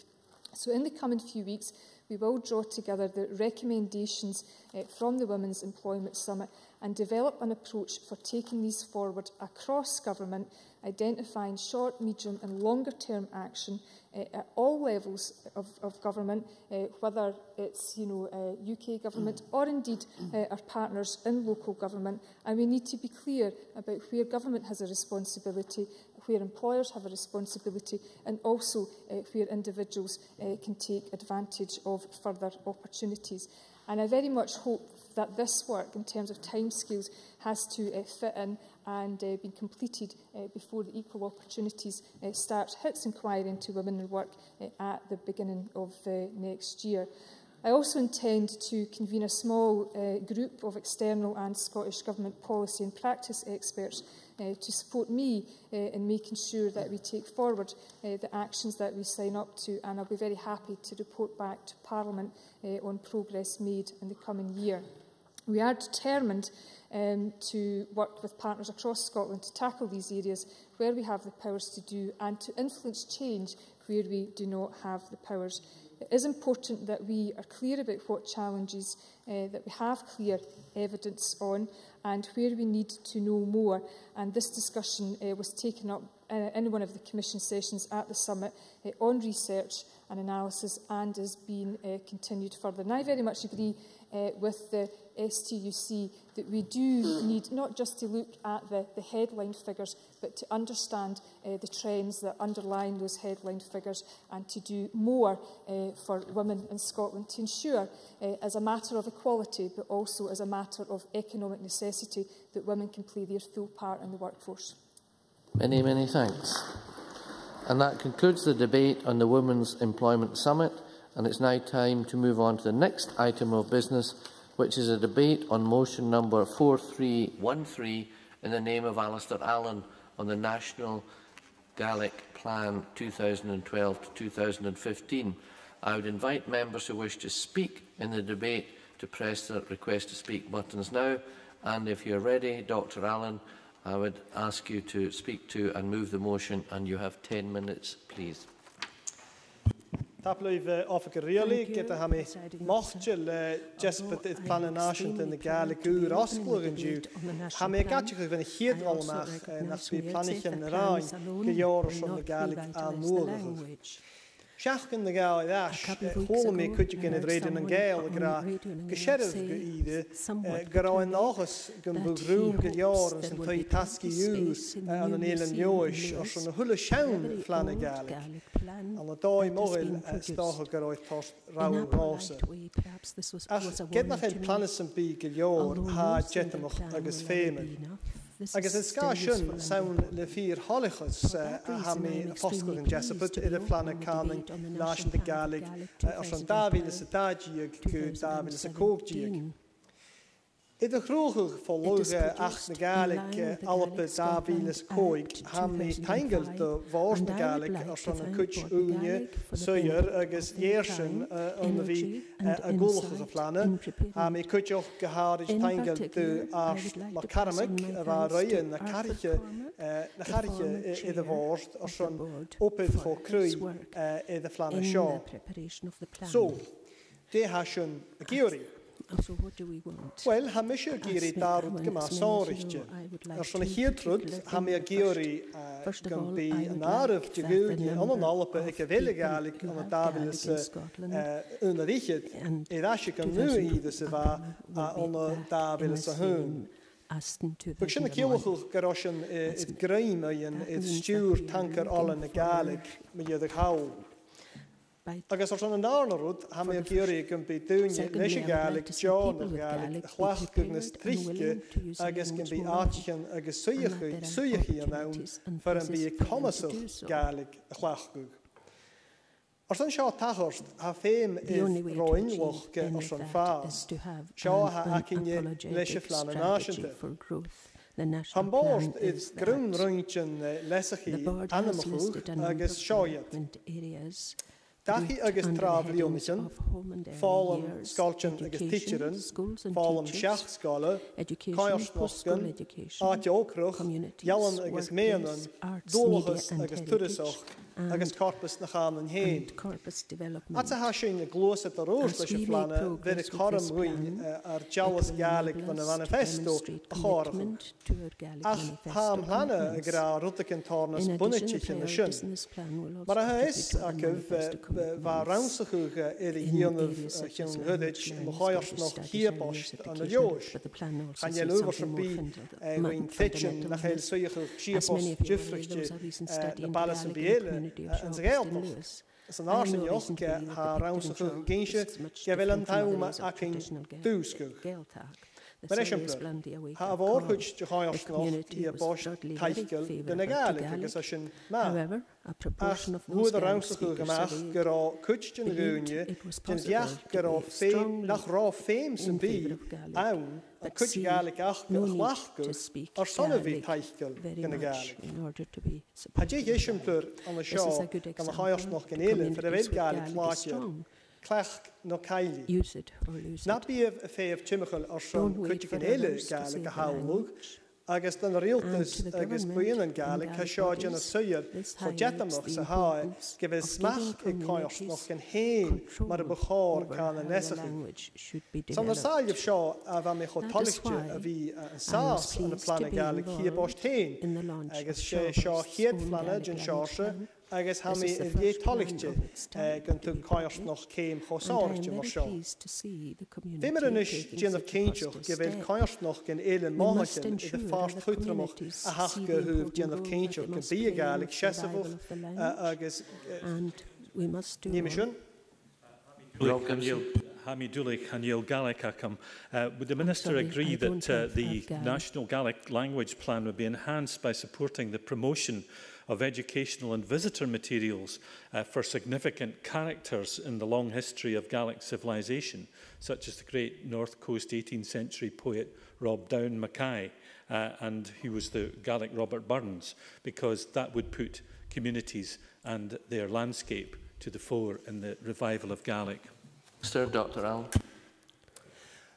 Tapelúh agus ha mé tusin gorá rutan na tachartíach an dé ar sanna bh coineach Rob Down agus ha mé go má teichil chun chola oir na hauna an alpad fat sin na dhéanamh tá me sé ag rutan is a scíreach am héin coineach barst gin scíre barst mach bhuirich agus ha anú seáse lesson an sin cuiteoch. Agus samnatáíomh sin agus rutan éile go bhfuil mé tálachte a bhí an sás le práisiún sin seáse sin. Agus féimi sin anis bh deanamh céinteoch go bhfuil caiirsnach gan máithil míon rutan seo. Agus bhánig sin den rialtas in na dábhile sa seach ha sin iad taichte ar cánan dhearbhah. Chur sin stad mar isimpler iad gearrí an ar san cánain dúchas ag aum an scrútaí iad cosca sin a sealtain go bhfuil commas ag an cánan tuiseach a chud leis an economí an nimach dáid a gabhfuileteach cruúlach cosnach agus tuirseach. Trastáras callapa na scáiltin Gaeilge a sin iad scáiltin agus unatan Gaeilge a lesachu iad fiú galapa. Agus a sin anis a gopud stúrúr ar san fálam troméan na Gaeilge agus hamanachas gan bhí seo deisiil san óir tábhile sa trídíag.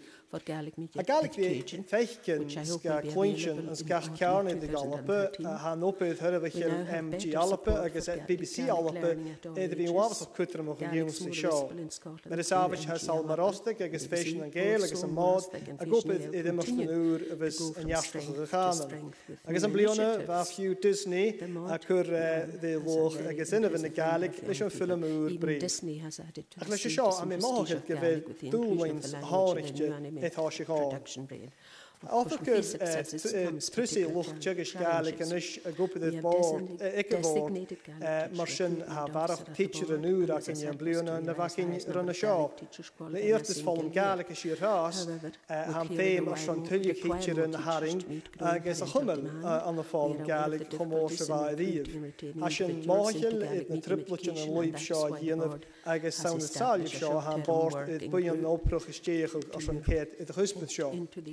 Gyfeirif am Milan is gyfer dúlchad is an awn y cwtstiúchtar is an yna tyla ha clech y teacher yn hachgar sy'n y gael y gyfain a sy'n tsegish sa fiorla agos thymys sio chiastachwch sa fath. Gyda ha sgynio'r gyfer sgolch yn gael ag steichtio an y glasahwyd yn eidron agos yn o'r nish agos ag ahir ham yn agos yn y post 3 agos yn sy'n garastan ham yn agos cwtioch gyfer sy'n gatioch yn ffeimish yn oortys tachorst an yn ard sgolch yn cwtioch a sy'n mochel gyfeil artichen chimichel na dúcha a sy'n mochel gyfeil artichen chimichel na dúcha na dúgui agos íocht y sgolch yn gael ag frosnachwch yn hopen op y dien, piarst, gandorach agos eile.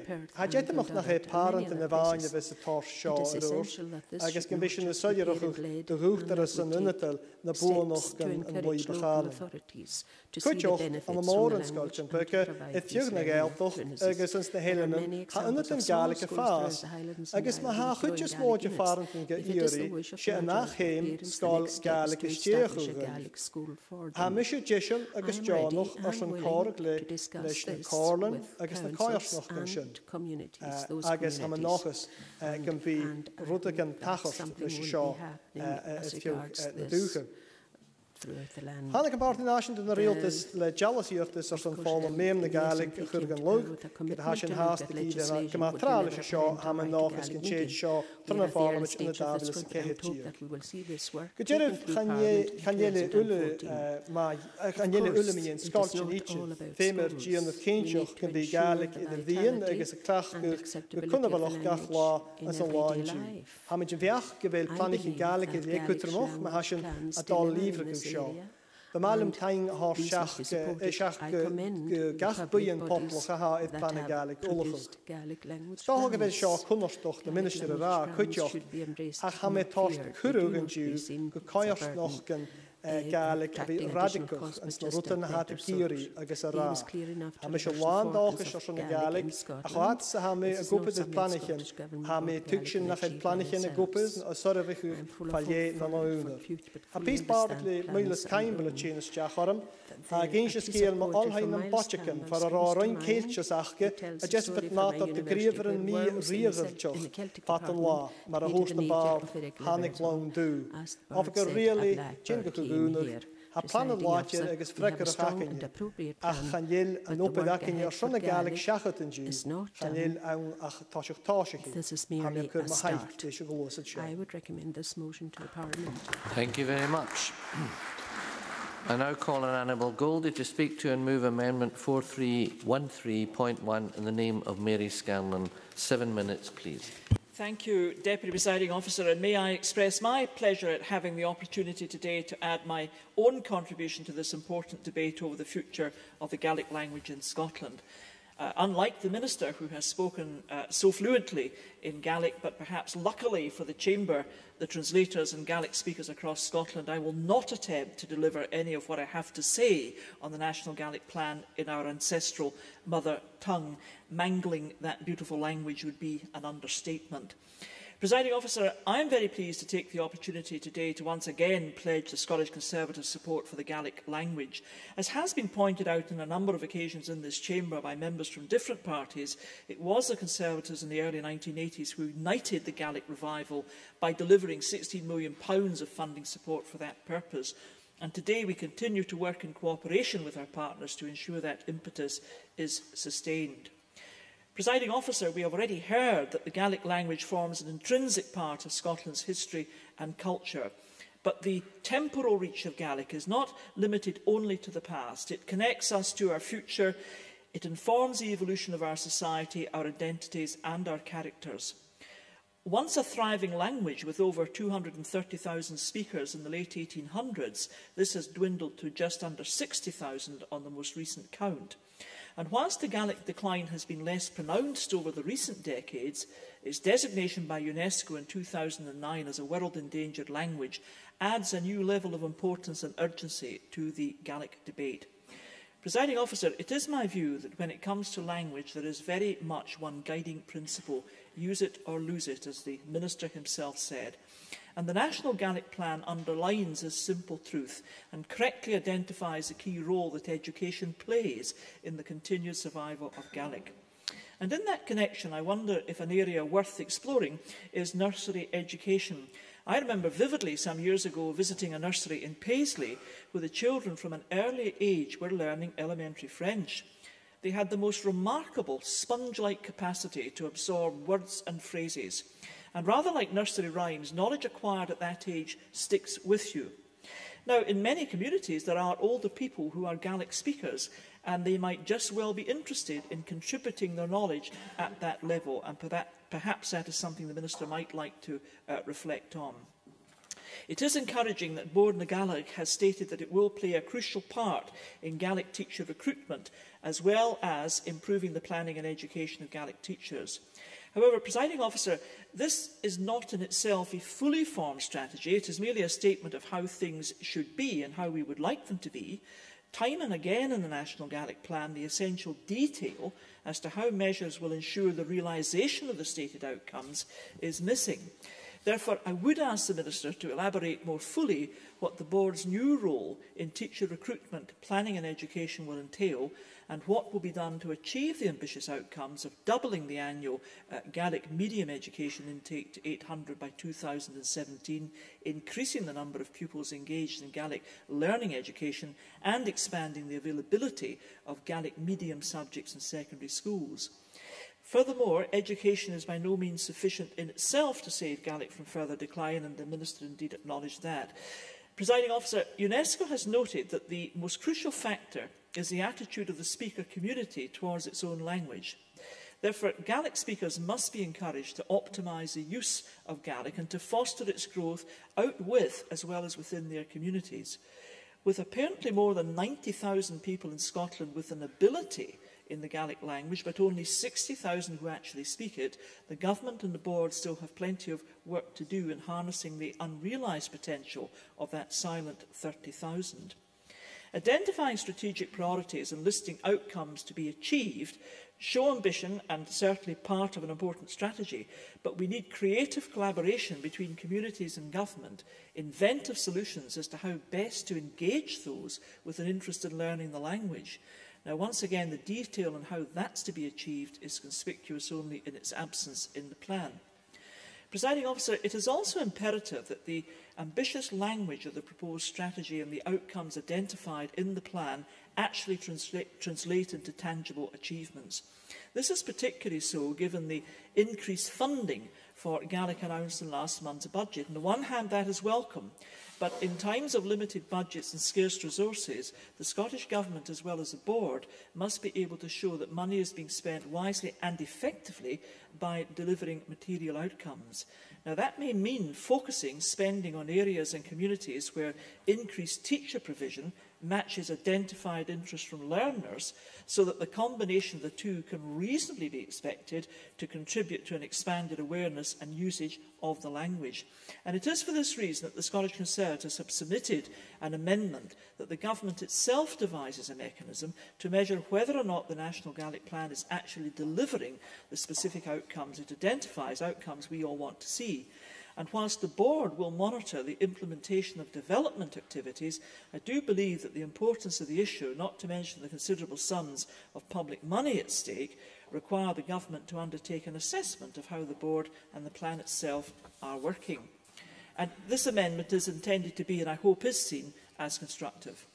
Presiding Officer, I would, however, like to end by underlining the fact that we do not exist here in Scotland in isolation, and the problems that the Gaelic language faces are by no means exclusive to Scotland. UNESCO's Endangered Languages Programme supports communities and governments in promoting endangered languages by providing services such as policy advice, technical expertise and training, and also a platform for the exchange and transfer of innovative ideas as well as good practice between countries who are threatened with the loss of a language.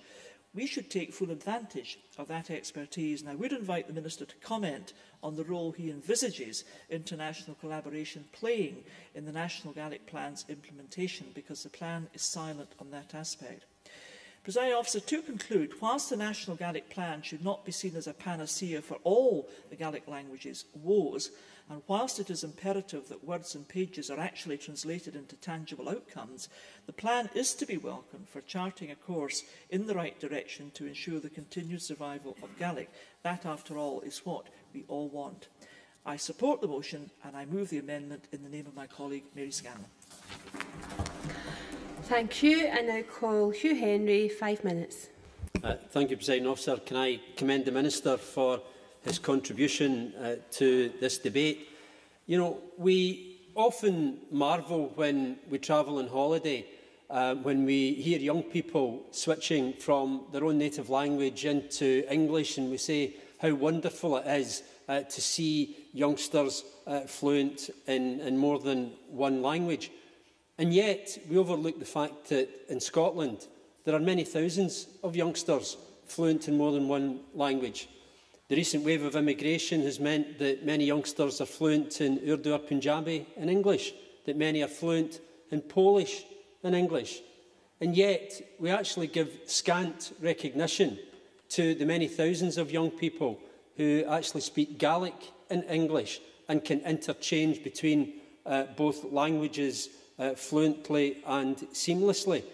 And there is a growing recognition of the value of being able to speak more than one language, not only giving the youngsters the ability to then learn other languages and become adept at them, but also in the value that it contributes to their overall learning ability and overall learning experience.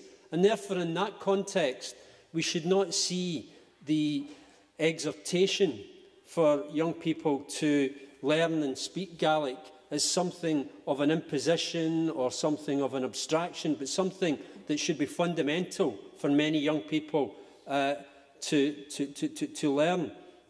And I think the Minister, Annabel Goldie, spoke about the attitude of speaker communities to its own language, and it kind of echoed the example which the Minister gave of the survey done where some people saw it possible to be supportive of Gaelic but not to use it. And he said that they should use it or lose it, because the surest way to use a language is to allow it to wither on the vine, to become complacent and to become lazy about its use, because if it is not a living language, then it will surely die. And there are examples of how a language rooted from its community and rooted from its own background can wither and die. In my own community, many people came to this country speaking Irish as their first language. Many came from the hills of Donegal, and yet their children did not continue to speak or to learn Irish, and that language is now completely alien to them, even though their parents and grandparents may still have a knowledge of Irish. So when you take people away from their background, their heritage, their culture, their roots, their environment, then languages can surely die. Now, Gaelic has a huge contribution to the cultural, social and indeed economic life of Scotland. And it's true, as the Minister and others have said, that we need to encourage more Gaelic speakers. The fact that something like 1,000 Gaelic speakers are dying every year means that there is an urgency to replace those who have Gaelic as their first language. And the fact that there are many people in Scotland who have an ability to understand, to read Gaelic but not to speak it fluently should mean that there is more to be done with them. But equally, unless we can persuade young Gaelic speakers that there is a purpose to them speaking Gaelic, then they will lose their initiative and their enthusiasm. And that means that we need to encourage healthy, vibrant communities in the heartlands of Gaelic so that those who remain can see the benefit of continuing to participate and to speak. Because, we know that many do move, and as they move, they sometimes lose their willingness to continue with their language, although it is an interesting statistic that 19% of all Gaelic speakers actually live in the greater Glasgow area. But we know that there are huge pressures now on young people, and yes, many of them are still fluent in more than one language, but we know the challenges that the introduction of Sky television, satellite television can mean, that even where you have a household encouraging the use of a language, you have a community encouraging the use of the language, the external pressures on those children when they are playing with each other is that they are mimicking and reflecting what they are seeing and hearing on the television. And that, I think, should warn us that the challenge is a significant one, and it's a challenge that cannot be done cheaply or easily. So I think that irrespective of our backgrounds and of our culture, we should recognise the very distinct and unique place that Gaelic has in Scottish life. And I think we should all commit ourselves to make sure that everything possible is done to ensure the survival, but more than the survival, the flourishing of a language without which Scotland would be a much, much poorer place. Thank you very much. That brings us to the open debate, speeches of 4 minutes this afternoon, and I call Dave Thompson to be followed by Neil Bibby. Thank you, Presiding Officer.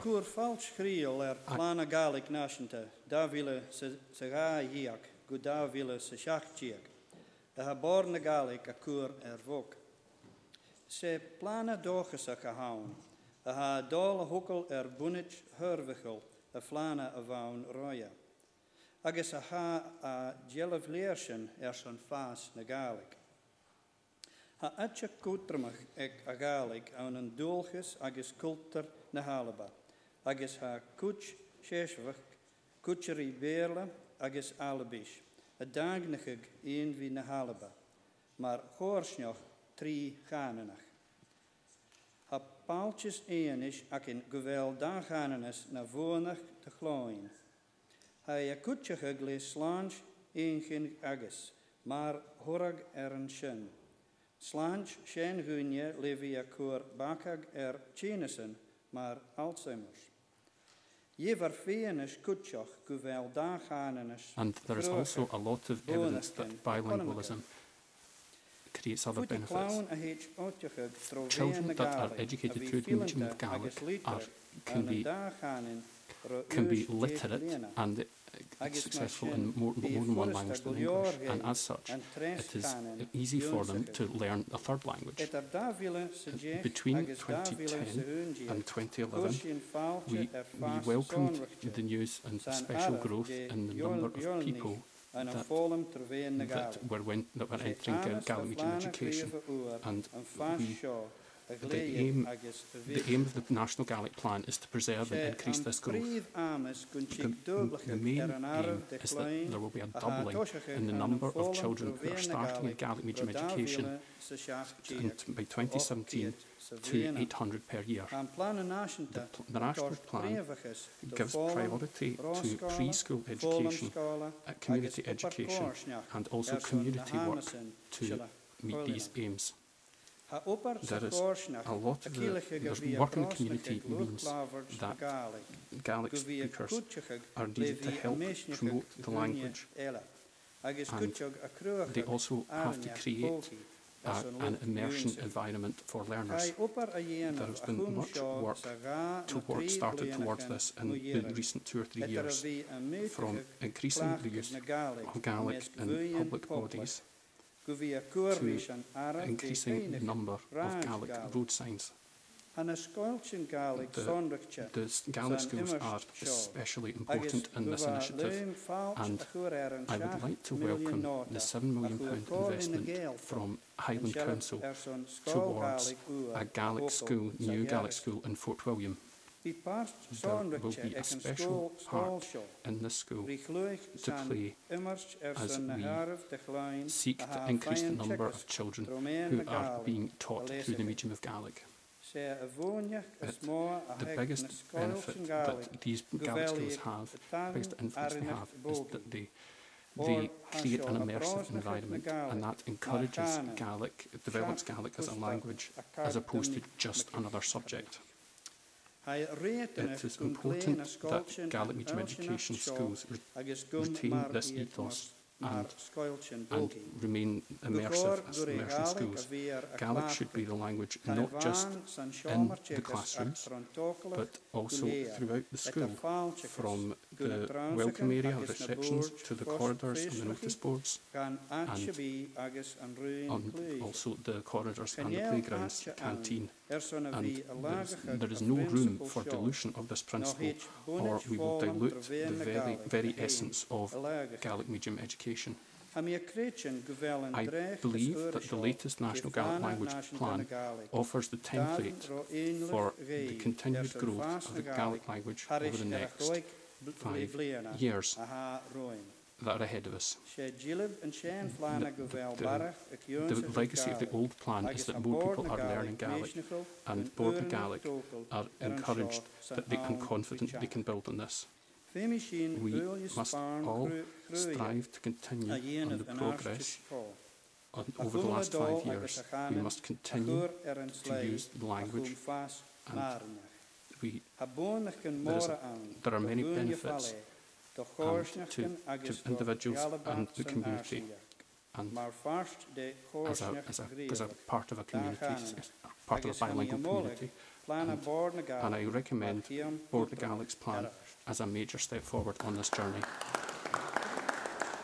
Thank you very much. I now call Neil Bibby to be followed by John Finney. Speeches of 4 minutes. Thank you, Presiding Officer. Today is an important opportunity not only to recognise the importance of the Gaelic language to Scotland, but also to identify how best we can expand the range of opportunities available for people to use and experience the Gaelic language and culture. Given the current economic climate, the challenge obviously is to identify ways in which this can be done creatively and effectively. As is stated in the National Gaelic Language Plan, Gaelic is an official language of Scotland, and investment in Gaelic initiatives has the potential to produce educational, social and cultural benefits. The plan's headline aim of attaining stability in the number of people speaking Gaelic is one which I join previous speakers this afternoon in welcoming.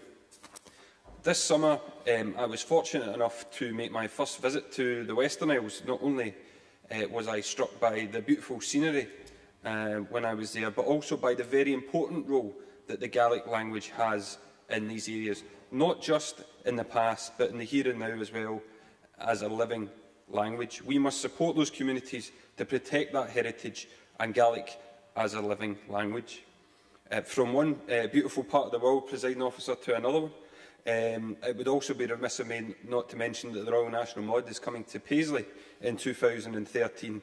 The festival, famous for celebrating Gaelic linguistic and cultural heritage, provides opportunities for people of all ages to perform across a range of competitive disciplines, including Gaelic music and song, Highland dance, drama and literature.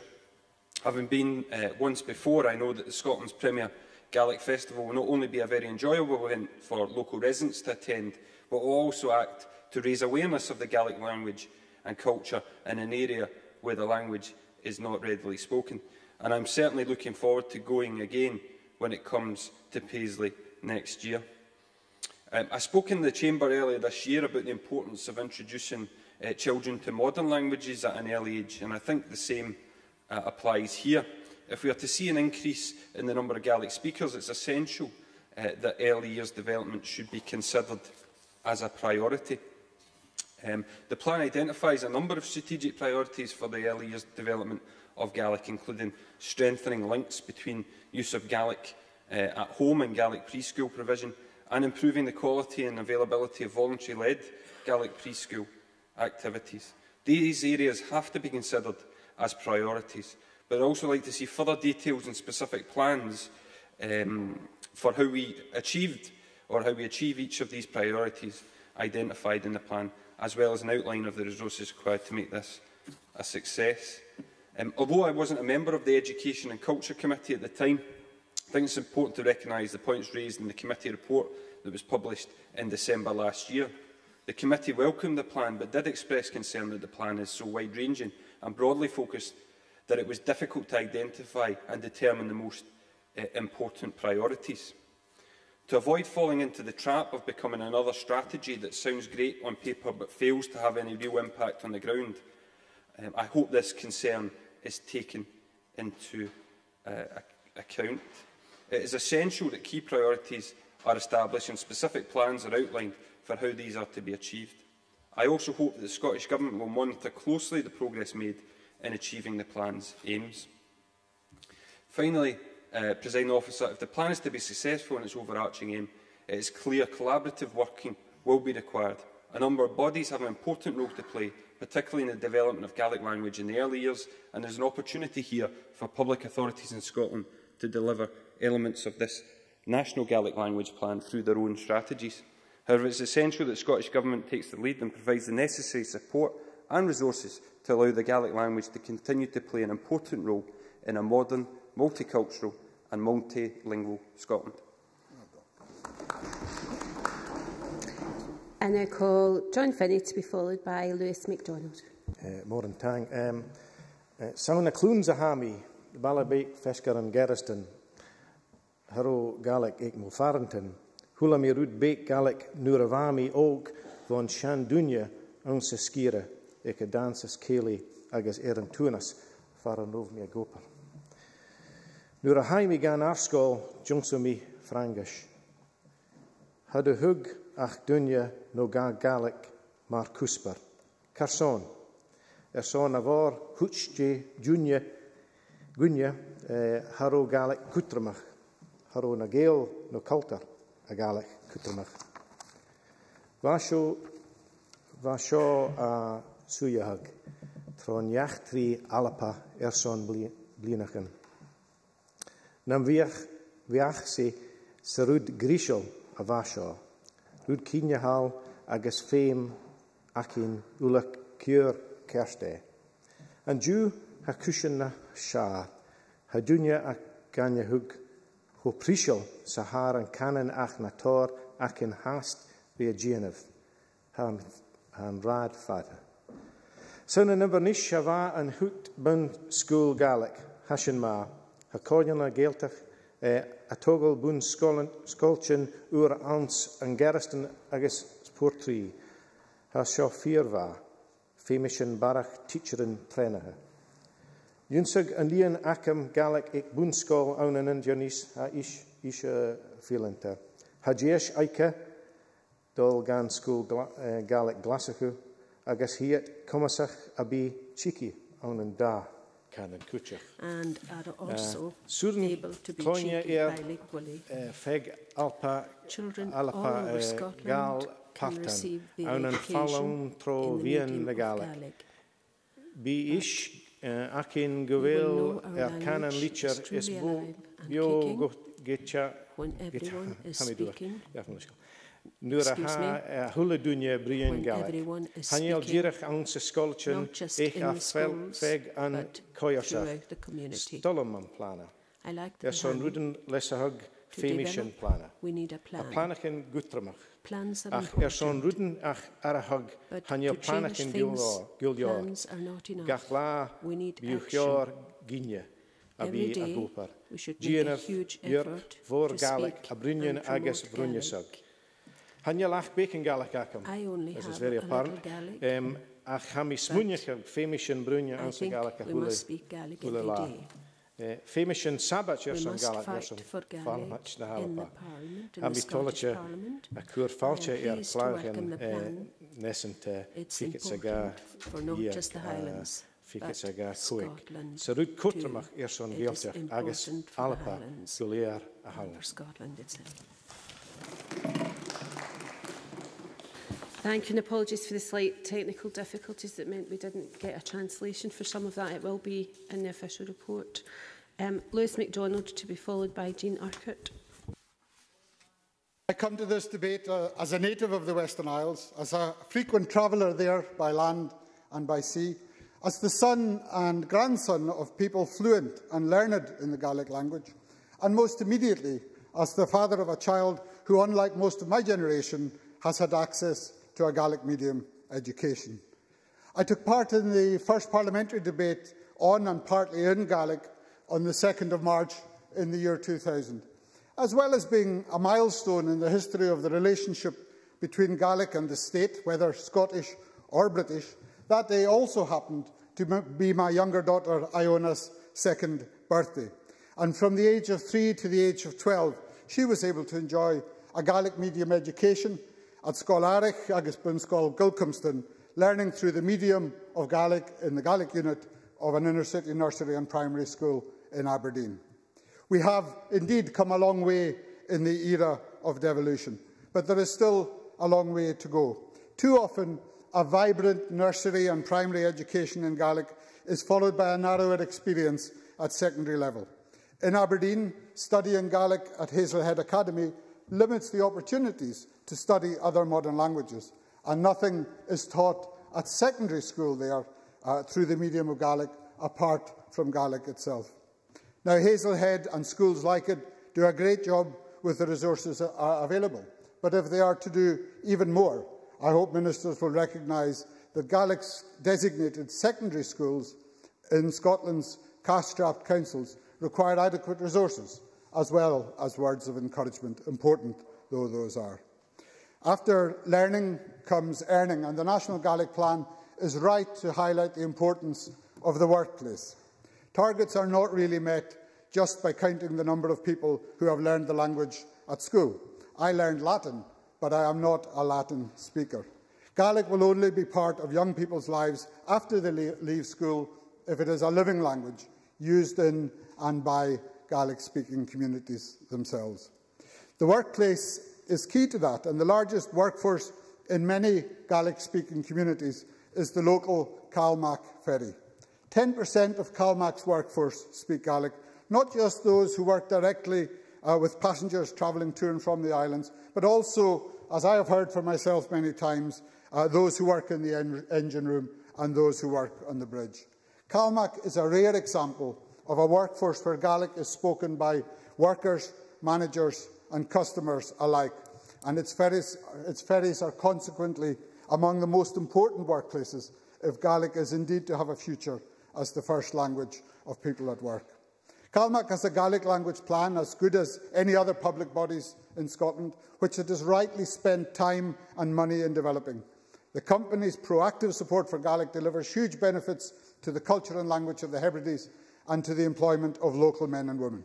No other shipping or passenger transport company does more. The contract for operating Clyde and Hebrides ferry services will soon be put out to tender by the Scottish Government. Their judgment of bids must not be based only on which bidder can offer the lowest price. If ministers indeed want to strengthen Gaelic in the workplaces that matter most, they should make it a requirement of the forthcoming procurement exercise that every bidder has a properly designed and resourced Gaelic language plan in place before the tendering exercise begins. That way, Calmac will suffer no competitive disadvantage from its commitment to Gaelic, and nobody will be able to separate those jobs and services from the communities and the culture to which they rightly belong. Moran time. Thank you very much. I should say at this stage of the debate we do have a little bit of time in hand if anyone wants to take interventions. I now call Jean Urquhart to be followed by Hanzala Malik. Tapperleaf, Presiding Officer. Unfortunately, I'm unable to replicate the language skills of my party colleagues, the Minister, Dave Thompson and John Finney, all of whom are far more proficient in Gaelic than I. However, as a fellow MSP for the Highlands and Islands, I do know just how important the continuing encouragement and development of Gaelic is as a vital part of the nation's identity. Last weekend, Gaelic singer Julie Fowlis followed her magnificent work for the film Brave already referred to, with a stunning performance to herald the beginning of Scotland's Ryder Cup 2014 preparations in front of a worldwide audience. Brought up in North Uist in a Gaelic-speaking community, Julie, like others, was not actually a fluent Gaelic speaker at that time, but benefited first from the Fèis movement and went on to be a student of the language at Salmarostig, Scotland's Gaelic College in Skye. With so many lesser-spoken languages, the spread of Gaelic has been inhibited as English and other languages have become the lingua franca. It's estimated that under 60,000 Gaelic speakers, concentrated primarily in the Western Isles, Argyll and Bute and the Highlands, remain in Scotland, representing just over 1% of the population. Compared to Wales, where over 20% of the population can speak Welsh, this has to be a real concern. Presiding Officer, we require a comprehensive and holistic approach to be taken by all of the agencies whose remit is the furtherance of Gaelic if we are to witness a dramatic upturn in the number of Gaelic speakers across Scotland. I do particularly welcome the focus on early years and education in the plan's key outcomes. Evidence of that success came from my neighbour, 9-year-old Rory, who attends the local Gaelic school, and I quote, "We don't learn Gaelic, we live it, like the way you get to speak English." Direct quote.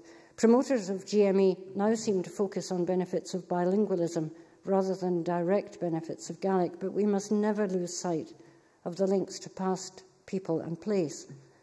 Think of all the effort that goes into curating artefacts of historical value. How much more precious a living language. Common sense, therefore, dictates that we must continue to focus on Gaelic medium teaching in schools, or at least facilitating Gaelic lessons in order to maintain the language. The role that artists and musicians like Julie Fowlis have to play in promoting Gaelic is also a reminder of how important it is. Others acknowledge its importance. A local teacher, assuming the 2 Polish immigrants had arrived for the English as a foreign language course, was amazed when they said their English was fine, but they were interested in signing up for Gaelic. So I think we must never, ever underestimate the others. And Scots sometimes are, have to be convinced by somebody else that something's a really good idea. Well, I can tell you that across Europe, I suspect that we would get massive support for this, and there is in Europe a determination to maintain languages such as Gaelic, and we must endorse that. I found out earlier today that the last speaker of the Cromarty dialect, Bobby Hogg, died aged 92, removing one of the more colourful threads of Scotland's linguistic tapestry. I sincerely hope that this plan that we have will prevent similar headlines about the last Gaelic speaker in the years to come. As Rory said, we have to live it. Thank you. Thank you very much. And I now call Hanzala Malik to be followed by Angus MacDonald. Good afternoon, Presiding Officer. I'm pleased to have the opportunity to contribute to this debate. While I don't speak Gaelic, I come from a bilingual family, meaning that I do have an understanding of the value of languages. And as a councillor, I was delighted to have been at the opening of Glasgow's first Gaelic school in my ward of Woodlands in 1999. Such was its success that it had to be relocated to a larger premises in 2006, and I am sure members would join me in commendating Glasgow City Council's commitment to the Gaelic medium education. With that in mind, I would like to focus some of my remarks towards today to the education sector. In the National Gaelic Language Plan, there are 3 main targets set in the school sector, and they've already been mentioned, in terms of doubling the number of children enrolling in Gaelic medium education by 2017, a year-on increase in number of pupils learning Gaelic in primary and secondary schools, and expanding in the availability of Gaelic medium subjects in secondary schools. While I welcome these objectives, and I don't doubt that commitment of members of all parties in this chamber to Gaelic. The reality is that providing this Gaelic education is the responsibility of local authorities. Everyone knows that local authorities are having to make tough spending choices as their budgets get squeezed. So I would like to hear more from the Minister about how the resource to meet these targets will be found. I welcome the commitment to promote more opportunities for communities and networks of Gaelic speaking to be used Gaelic in day-to-day life. I am myself involved in community activities on a regular basis which use Urdu or Punjabi and can testify to the effectiveness of such activities, making those languages living languages in our communities. So, Minister, I would really be interested to know how you're going to actually support the local authorities up and down Scotland to achieve these goals. There are nice things to have, there are nice targets to try to reach, but how are we physically going to resource them and how are we going to do that? I remember Glasgow struggling to provide those facilities when things were good. We are now in challenging times, and I really would like to hear the Minister's views on that issue.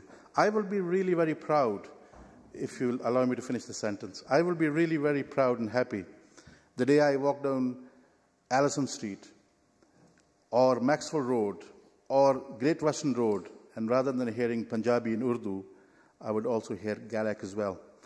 To achieve that, it means a huge commitment, and I'd be interested in that. I'll give way. John Finney. Thank you, Presiding Officer. I'm grateful to Hamzala Malik for letting me in there.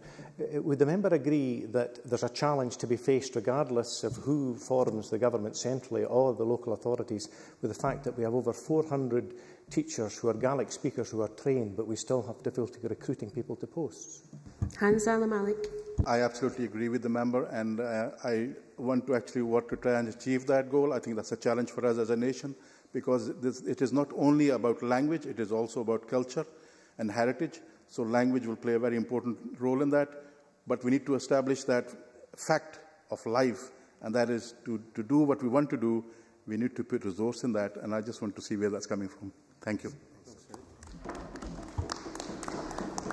Thank you very much. I now call Angus MacDonald. Good afternoon. I am pleased that I can speaking at the debate on the National Gaelic Language Plan today. But I am sorry that I do not yet have enough Gaelic yet to proceed, although I have ties to Stornoway. As such, I will follow on in English. I'm pleased to contribute to today's debate, although to my shame, even though I hail from Stornoway, I don't speak Gaelic. Although as one of Gaeldom's best singers, the late Ishbel McCaskill from Lewis used to say, she hated coming in from the Point area of Lewis to that great metropolis of Stornoway because the townies didn't speak Gaelic. And as a townie, that's my excuse, and I'm sticking to it for the time being. I may not speak the language properly, something I intend to sort in the future. However, I'm a staunch supporter of the Gaelic language and culture, and I'm firmly of the belief that everything has to be done to protect our Indigenous language, which is still, it has to be said, in a fragile condition. It's quite appropriate, therefore, that we're here, Presiding Officer, discussing the Gaelic language just 1 week before the National Mod starts in Dunoon. Just 4 years ago, in 2008, I was the convener of the National Mod in Falkirk, which raised awareness of Gaelic and traditional culture in Falkirk District, but also gave the area a £1.5 million boost to the local economy just when the economic downturn began to kick in. So I would urge members in the Chamber to encourage their local authorities to bid to host the National Mod in their areas, as there are both major cultural and economic benefits. And I know that my colleague George Adam was instrumental in bidding for the Mod coming to Paisley next year. The Mod has left a lasting legacy in Falkirk District, but it's never enough. Just last week, Falkirk Council approved its Gaelic language plan for submission to Bord na Gaelic, and while the Gaelic language plan compels local authorities to improve access to Gaelic, there is very little appetite, certainly in the Central Belt, to do any more than they have to. That has to change, and I look forward to more initiatives coming forward from Bord na Gaelic in the future to encourage greater understanding and participation. That's why, following the 2008 mod, I was instrumental in founding the Falkirk Gaelic Forum, which has been tasked to lobby for the introduction of Gaelic medium education in Falkirk District, starting with a Croylagan or nursery. We still have a way to go, however. In-house delivery of GME is much more preferable to farming out GME to the neighbouring local authorities of Stirling and North Lanarkshire, who do have to be commended on their past commitment to the language. So, GME provision in the Falkirk Council area is an issue that still has to be addressed. While the launch of this National Gaelic Plan is wholeheartedly welcomed, there are a couple of issues which still need to be addressed. There is a great deal of focus on the numbers of Gaelic speakers, and I welcome the goal of growing the number of adult Gaelic speakers by increasing the number who acquire Gaelic from 2,000 to 3,000 by 2017, and I'll hopefully be one of them. But we need to have confidence that they will be useful or committed speakers to the language in the future, post-2017. In GME, for example, it is clear that it equips young people with 2 languages without any detriment to other subjects, and is certainly worthy of increased investment. Therefore, I welcome the ambitious target in the plan of increasing the number of children benefiting from GME by doubling the current annual intake to 800 by 2017. Unfortunately, there is a perception of Gaelic, and in particular GME, which results in the language being regularly undermined by the press, some education authorities, and even some small sections of the Gaelic community. Everyone must join together and support GME. However, there needs to be a further focus on adult learning needs, which should also include native speakers who may have lost their Gaelic or who are dependent on a particular location or dialect to function in Gaelic properly. Presiding Officer, there are so many aspects of this subject that 4 minutes speaking time doesn't really give justice to. One other point that I'd like to raise quickly before I close is to pose a question as to whether an independent voice for Gaelic is needed. While Bord na Gaelic are Scottish Government funded, should there not be an independent body overseeing the myriad of Gaelic supporting organisations out there, including Bord na Gaelic? Fundamentally, a body that Bord na Gaelic is accountable to out with government. It's just a question that I'm throwing in. I'm sure that the cross-party group on Gaelic will visit these and many other issues over the course of this Parliament. However, I welcome the fundamental thrust of the plan, which is a strategy for growth, with the core aim of ensuring that by 2021 the proportion of Gaelic speakers is back up to 2001 levels. Thank you. Thank you. That brings us to the closing speeches, and I call on Mary Scanlon. Ms Scanlon, you have 6 minutes. Thank you, Presiding Officer. Can I first of all commend all those who spoke in Gaelic, and I have to say it brought back very fond memories of John Farquhar Munro and indeed Alistair Morrison. Hugh Henry mentioned Ireland and indeed Donegal, and of course I am a daughter of Donegal, and my mother and her family spoke Gaelic all their lives, and when I go there they still all speak Gaelic until the English, as they would call us, walk in the door. But they don't call it Gaelic and they don't call it Gaelic, it is Irish. They speak Irish. And the one thing that I did think about when the Minister was mentioning what could we do to encourage more children and more people to speak Gaelic, and that was the summer schools.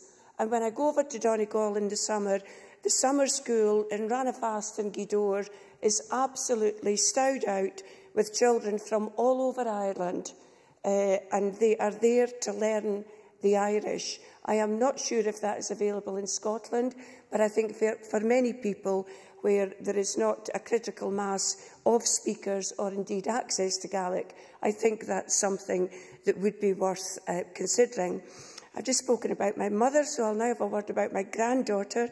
Annabelle spoke about the early years, and my granddaughter's mother is Spanish, so at 3 years old she asked me politely, why did I not speak Spanish? Because she was a fluent Spanish and English speaker at 3, and she thought that was quite normal and couldn't understand why I could only speak English. So I think that Annabelle and others do have a very good point, and that is that the earlier we teach people, or the earlier they have access to language, the better. Presiding Officer, I would just first like to put my corporate body hat on for this debate, given that the Gaelic language plan for the corporate body of this Parliament comes under my remit. The SPCB was one of the first public bodies to be invited to submit a Gaelic language plan under the Gaelic Language Scotland Act, and our plan was approved by Bordna Gaelic in May 2008. Public authorities are required to review and update their plans within 5 years, so ours is now due for renewal by May 2013. But the Gaelic language plan forms part of the provision the SPCB makes to support the use of a number of languages in the work of this Parliament, as described in our languages policy. And as a result of operating a Gaelic service since 2000, and of the development work achieved since 2008 under the SPCB's first Gaelic language plan, it already has an outstanding range of services available in or promoting the visibility of Gaelic. These enable members to use Gaelic in parliamentary business, such as the support for today's debate, of course, and allows the public to engage and communicate in Gaelic with MSPs and with the work of the Parliament when they wish to. I believe there's going to be a pilot next year where the security officers will be asked for one day in April to welcome people in Gaelic. That will be interesting. Perhaps we should all do that. These services demonstrate that the SPCB is actively offering and promoting Gaelic across its operations and, in fact, is leading on good practice. It is proposed to continue the current services offered under the SPCB's new Gaelic plan. Last month, we approved a draft of the second plan, which is currently available for public consultation. Many issues, many concerns, many points have been raised today, and I would call on all members of this chamber to look at the plan and hopefully respond and let us know what could be done better. The consultation ends on November the 4th. The focus will be on the development of good practice and encouraging uptake of services. In agreeing proposed core commitments to the plan, the SPCB was mindful of the excellent range of services already in place to support members and the public to use Gaelic in our Scottish Parliament, and the opportunity to promote better uptake of this current provision. To reflect this, in the draft plan, an introductory section has been included that highlights all of the ways in which Gaelic is used in or can be used to access the SPCB services and parliamentary business. So I now have my Conservative hat on. I very much welcome the short-term working group that the Minister mentioned, which looks into the provision of Gaelic teacher posts. And when we did get to hear John Finney's translation, I appreciate that John Finney mentioned this issue also. I think Annabel Goldie's amendment today, which I believe is in my name, is actually looking at not just welcoming the increase in funding for Gaelic, but I think it's very important that we all look at how this funding is spent. Is it spent most effectively? And will that spending bring forward the aims and objectives that each and every one of us have raised today? Because whilst we welcome it, we all know that unless there are measurable outcomes and measurable achievements, that could go almost unnoticed. So we fully support the motion, and I hope that other parties and other members will support our amendment, which we think is constructive, to ensure that the Gaelic plan does indeed deliver. Thank you. Thank you. I now call on Patricia Ferguson with 8 minutes. Thank you, Presiding Officer. This has been a very interesting debate about the Gaelic language plan published by Bordna Gaelic as part of the requirements of the 2005 Act. And at the outset, I would like to thank the Board for their considered work, and in particular Arthur Cormack, who has provided so much inspiration to so many. I'm sure that many of us share Arthur's aspirations for the language, but there are few who share the level of his passion or commitment to Gaelic, or indeed his knowledge of its history and its culture. I firmly believe that if the language is to flourish and not just survive, then it is to our children that we must primarily look. Languages are more easily learned in childhood, and Gaelic medium education seems to me to give young people the opportunity to learn the language in a comprehensive way, while it also equips them importantly with the confidence and the ability to use the language.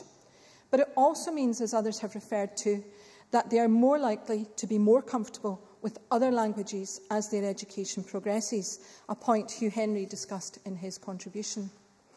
For a time, my constituency played host to a Gaelic medium primary school, in fact the one that Hans Alamalik referred to, which was also in his ward. This school was located in a very ethnically diverse area, and it was always a pleasure to visit the school and to see and hear the progress the children were making. But the greatest joy was to visit the nursery school attached to the primary school, and I think Annabel Goldie and Mary Scanlon might be particularly interested in this point, because there you could meet children, some as young as 2 or 3 years old. At home they might have spoken Punjabi or Mandarin, Polish or English, but at nursery they all spoke Gaelic. It was their common language. And because they wanted to play and to interact with their friends, they picked it up quickly and thought nothing of it within a few short weeks. But the importance of Gaelic medium education was brought home to me by a constituent who has chosen to have her child educated at this particular school. Now, my constituent doesn't have Gaelic, neither does her husband, but her parents did.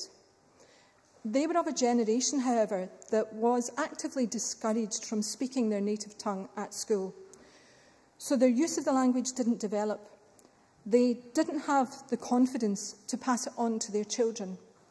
But they now take great pride in their grandchild's fluency. And the board is right, in my view, to prioritise this area. But it's also important, as Lewis MacDonald pointed out, that young people then have the opportunity to use the language in their further education and in their wider life.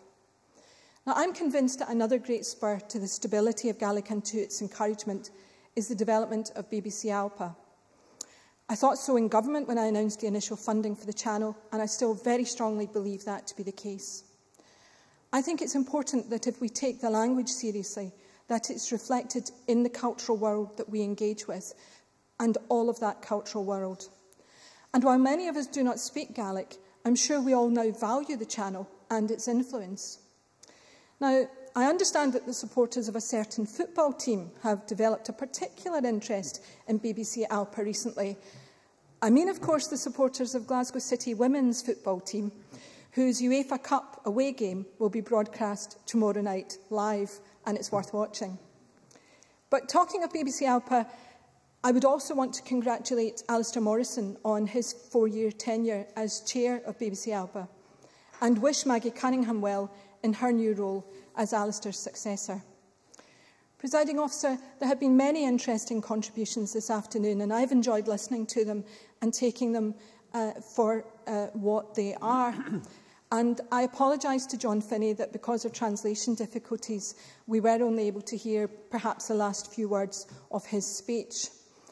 And I'm conscious that John indicated that he has learned Gaelic and isn't a native speaker. So can I just say to John that while we only heard the end of your speech, the language is so beautiful that it was actually a pleasure just to listen and to be able to hear the enthusiasm that he has brought to learning the language. But it occurred to me that while I know the Minister has great fluency in the language, I don't think we actually have any native speakers in the Parliament now. We did have in Alistair Morrison and in John Farquhar-Munro. And I think that tells us a lot about the way the language is developed. And I hope that 10 years from now we will look around the chamber and we will see many fluent Gaels speaking because they have learned the language from a very early age. I think Lewis MacDonald made a very powerful point about the importance of being able to use the language in your own community, in your workplace and in your life. And I wonder whether the Scottish Government might like, and I say this very constructively, to think about what encouragement they could give to employers in the Gaeltacht who might want to encourage Gaelic in the workplace so that we can help to strengthen communities and keep people with language in their own communities. And Jean Urquhart is absolutely right to point out that many languages have been lost across Europe, and to make sure and to encourage us to make sure that Gaelic is not lost. Now, Hansel Malik was also correct to draw attention to the work being done in Glasgow, not just with Gaelic, but with other languages too. At the moment, there are children in schools in Glasgow who speak over 100 languages as their first language. It's a great responsibility for a local authority to have to cope with the kind of demand that puts on the educational system. And I think we must never forget that those languages have to be encouraged too, but that those young people need to be supported as they learn to speak English. Hopefully they'll speak Gaelic too. But as they learn to speak English so that they can fit into the local communities and begin to make their way in education. And that doesn't come cheaply. Now, in closing, Presiding Officer, I would advise the Chamber that we also on this side of the Parliament think that there is little point in producing a plan that seeks to deliver particular outcomes unless you can actually measure those outcomes against your plan. And I was reassured that the Board had included a section in its report outlining how it would monitor results going forward. But to emphasise the importance of this point, and indeed the responsibility that the Scottish Government should have in this regard, Scottish Labour will support Mary Scanlon's amendment at decision time this evening. Presiding Officer, this Chamber clearly supports the Gaelic language and wishes to see it flourish. We want to see it used to misquote the Minister, and not lost. And I believe that on this we can unite. Thank you very much. And that brings us to Dr Alistair Allen, who's going to wind up the debate. Dr Allen, you have until 5 o'clock. Tá blwyf of a gyrrili, chan you listen, Gaelic hyd filibuster, ach nina ma yicha. Gaelic is for filibuster, but... As I was sure heen, van me het vleen het er stjåler agus glasach fisker kjún søljer, va fisker kjún søljer rein og brionese. Agus van vleen hadde sig 20 jaar en halpa, van 20 jaar en halpa het fast vi echten. And all of the west coast could be seen. I remember that it occurred to me that it was only 100 years since the majority of people in many areas underneath my plane could speak in Gaelic, Western Isles, Skye, Gaelic ik geworden hulletunje, agus ik een goed moor, gevat is tjach in de weg, de Lochape, Lochnish, Kachten, Raivar, agus sias van een reëel, Kinchide, agus vastget de looi. Pius aan de glassige heen, van de meetjen moren de Gaelan, wat eens een gauw, agus maar een hoosjen, wat je Henry, wat doen een gauw, kutjoch. Zo jij haag het. So what happened? Well, maar a hole in a Jew, hashin for us the ra. Da hulle pars in the stage, gefollishoch, agus getur in the Gaelic, agus gesorich in Scotland for a roi, in the Gemasuljer in the Hoin, maar a hostad nach the hulle Gaelic bier in the Vos. And just been showing you again, Shahamanochus, nach heel Alpe, no of politics, acting in Alpe, smuliger was Shaw, and so on, Jew. Agus van de route naar de boiling graan, zijn voor de echten, agus de hukschen. Haben nog eens gewil, just met ik kan nu al met kindje nach in ja gewil holler het kerst gestoyen met staats de jaren torak in je die in het haast. Ha mich noch gejiet kutje ik wil Gaelic Gaelic lachku ha teacher in a year schon kommen zu es lichen eerste saul misgefahren und schon fallen termine Gaelic agus erist rein tar vil punken kema femen mi in kusteden schön maar is per Annabel Goldie bij John punken kema femen mi in krullig ergre agus teacher en agus kan mi en draste van met ieder een Jew koersen streep gaan orson al je nog gaan gopen teacheren gaan gopen in skillen hakken de turen Gaelic agus ar rialtas blian gan na collegein cúteoch míon cuasaigh an úra agus cuasaigh an úra stéú ar san leir nach a dálasteach san bhí agus traména Gaelic. Bha Hugh Henry John Poincan gama fémal cúteoch míon buí má hainla is fálam traména Gaelic agus cíala hainla a Gaelic agus an economy cúteoch. Link between Gaelic and the economy. Bha Davy McCormish bdíon míon alapin mar dúich tríchána noch agus Oors de cúteoch gyfer y Gaelic janaf ffeim rwch na siawn lwys agus Hísin J. Hachrus, well, chans gyda dwi'n iele y ffeisgyn J. Hachrus, mae a Gaelic janaf ffeim sy'n bi gan gymryd yn y doi ma na mae siawn lwys. Hwst Neil Bibi gyfer lesan ceit y rwst gan y fod yn y paslig, agos am eisiau ceit y rwst cwtioch. Dwi'n cosio ac ein sioen iawn, agos fai janaf bwyncan cwtrymoch mi'n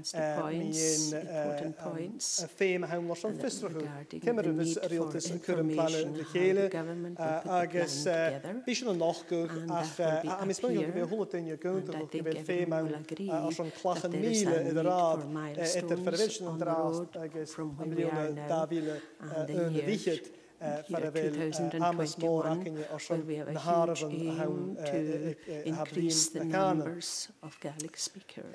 Fa Ian Finney, janaf pwyncyn mi yn tiwlwch i hyn, agus cymru ha Gaelic láidir a bhaig láidir agus ha nushin sa gynnyl hog láidir yn sy'n tiwlwch i hyn, agus fa Lewis Daloch bdyn mi yn tiwlwch i hyn cwtioch agus tiwlwch ma ffalm eich hawn agus an básta i craip os borns troména Gaelic an tiwlwch eich yn y hanig sy'n agus cwtioch janaf pwynt gyma inventive mar a chans ar tym mi yn y cil hawn eich Gaelic agus tender a haimlos yn Calmach ach pwynt ma mi yn fod cwtramach sa ha a Gaelic osron Nimishan.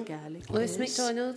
For him taking the intervention and for his positive comments about my intervention in the debate. I wonder if, while I recognise that Calmach and the conditions for procurement are not his responsibility, I wonder if he would agree that it's a matter worthy of his discussion with those ministerial colleagues who do have that responsibility.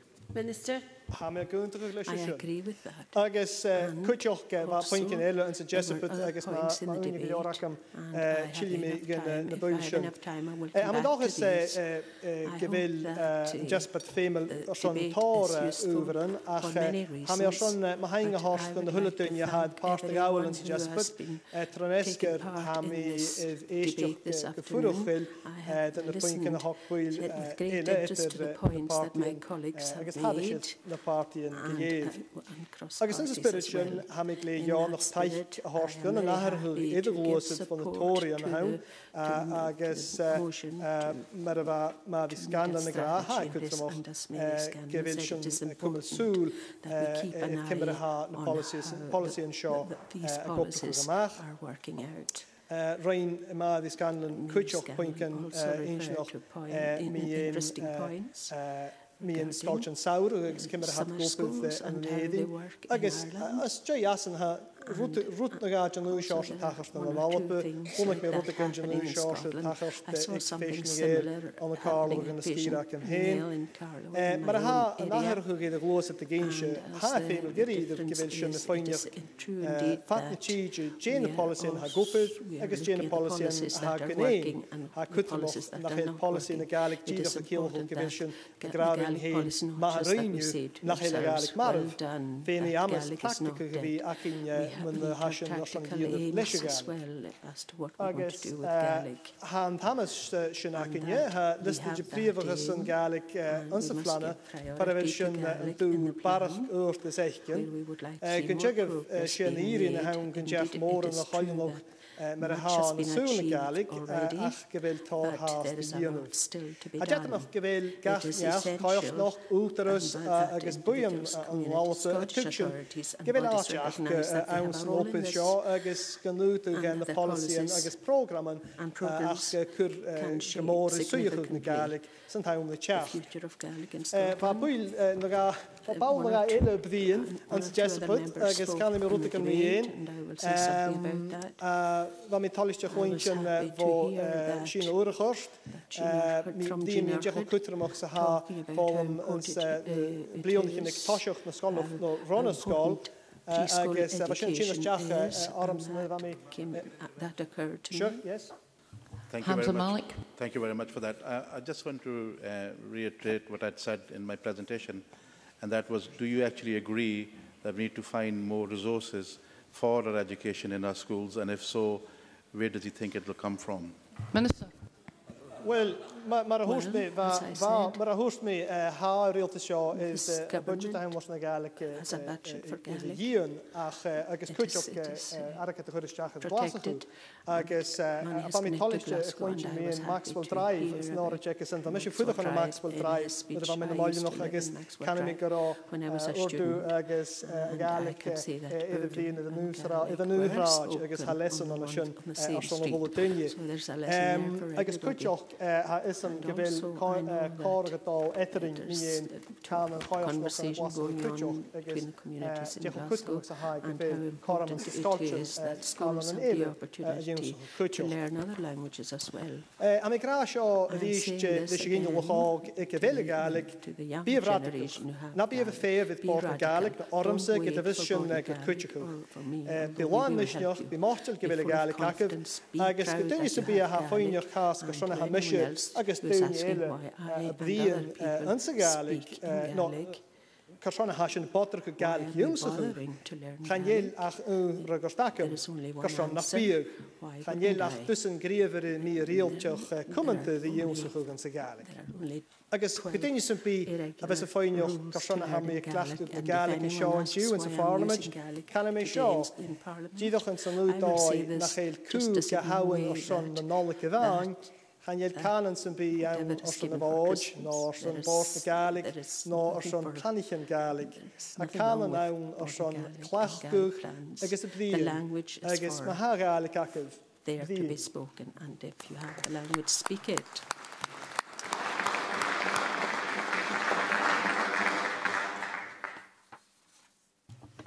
That concludes the debate on the National Gaelic Plan 2012 to 2015. Before we move on to the next item of business, can I remind members about the members' business debate this evening? It's motion 4204 in the name of Liam MacArthur on no to nuisance calls. I'm sure as many members as possible will like to stay for that debate and to have their input to it. We now move to decision time. There are 5 questions to be put as a result of today's business. The first question is at motion number 4298 in the name of Dave Thompson on the Scotland Act 2012 Standing Order rule changes. Legislative competence statements be agreed to. Are we all agreed? The motion is therefore agreed to. The next question is amendment number 4314.1 in the name of Ken McIntosh, which seeks to amend motion number 4314 in the name of Angela Constance on the Women's Employment Summit be agreed to. Are we all agreed? The Parliament is not agreed, therefore we'll move to a vote. Members should cast their votes now.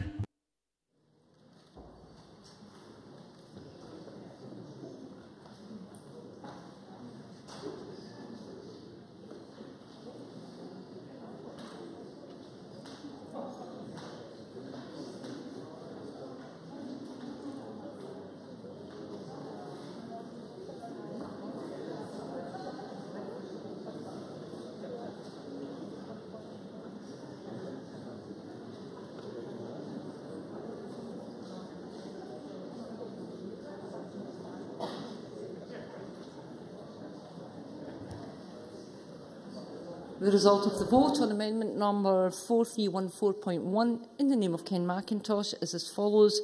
Yes, 35. No, 73. There were no abstentions. The amendment is therefore not agreed to. The next question is that motion number 4314 in the name of Angela Constance on the Women's Employment Summit be agreed to. Are we all agreed? The motion is therefore agreed to. The next question is that amendment number 4313.1 in the name of Mary Scanlon, which seeks to amend motion number 4313 in the name of Alistair Allen on the National Gaelic Plan 2012-2015 be agreed to. Are we all agreed? The amendment is therefore agreed to. The next question is that motion number 4313 in the name of Alistair Allen as amended on the National Gaelic Plan 2012-2015 be agreed to. Are we all agreed? The motion is therefore agreed to. That concludes decision time. We will now move on to members' business. Members who are leaving the chamber should do so quickly and quietly.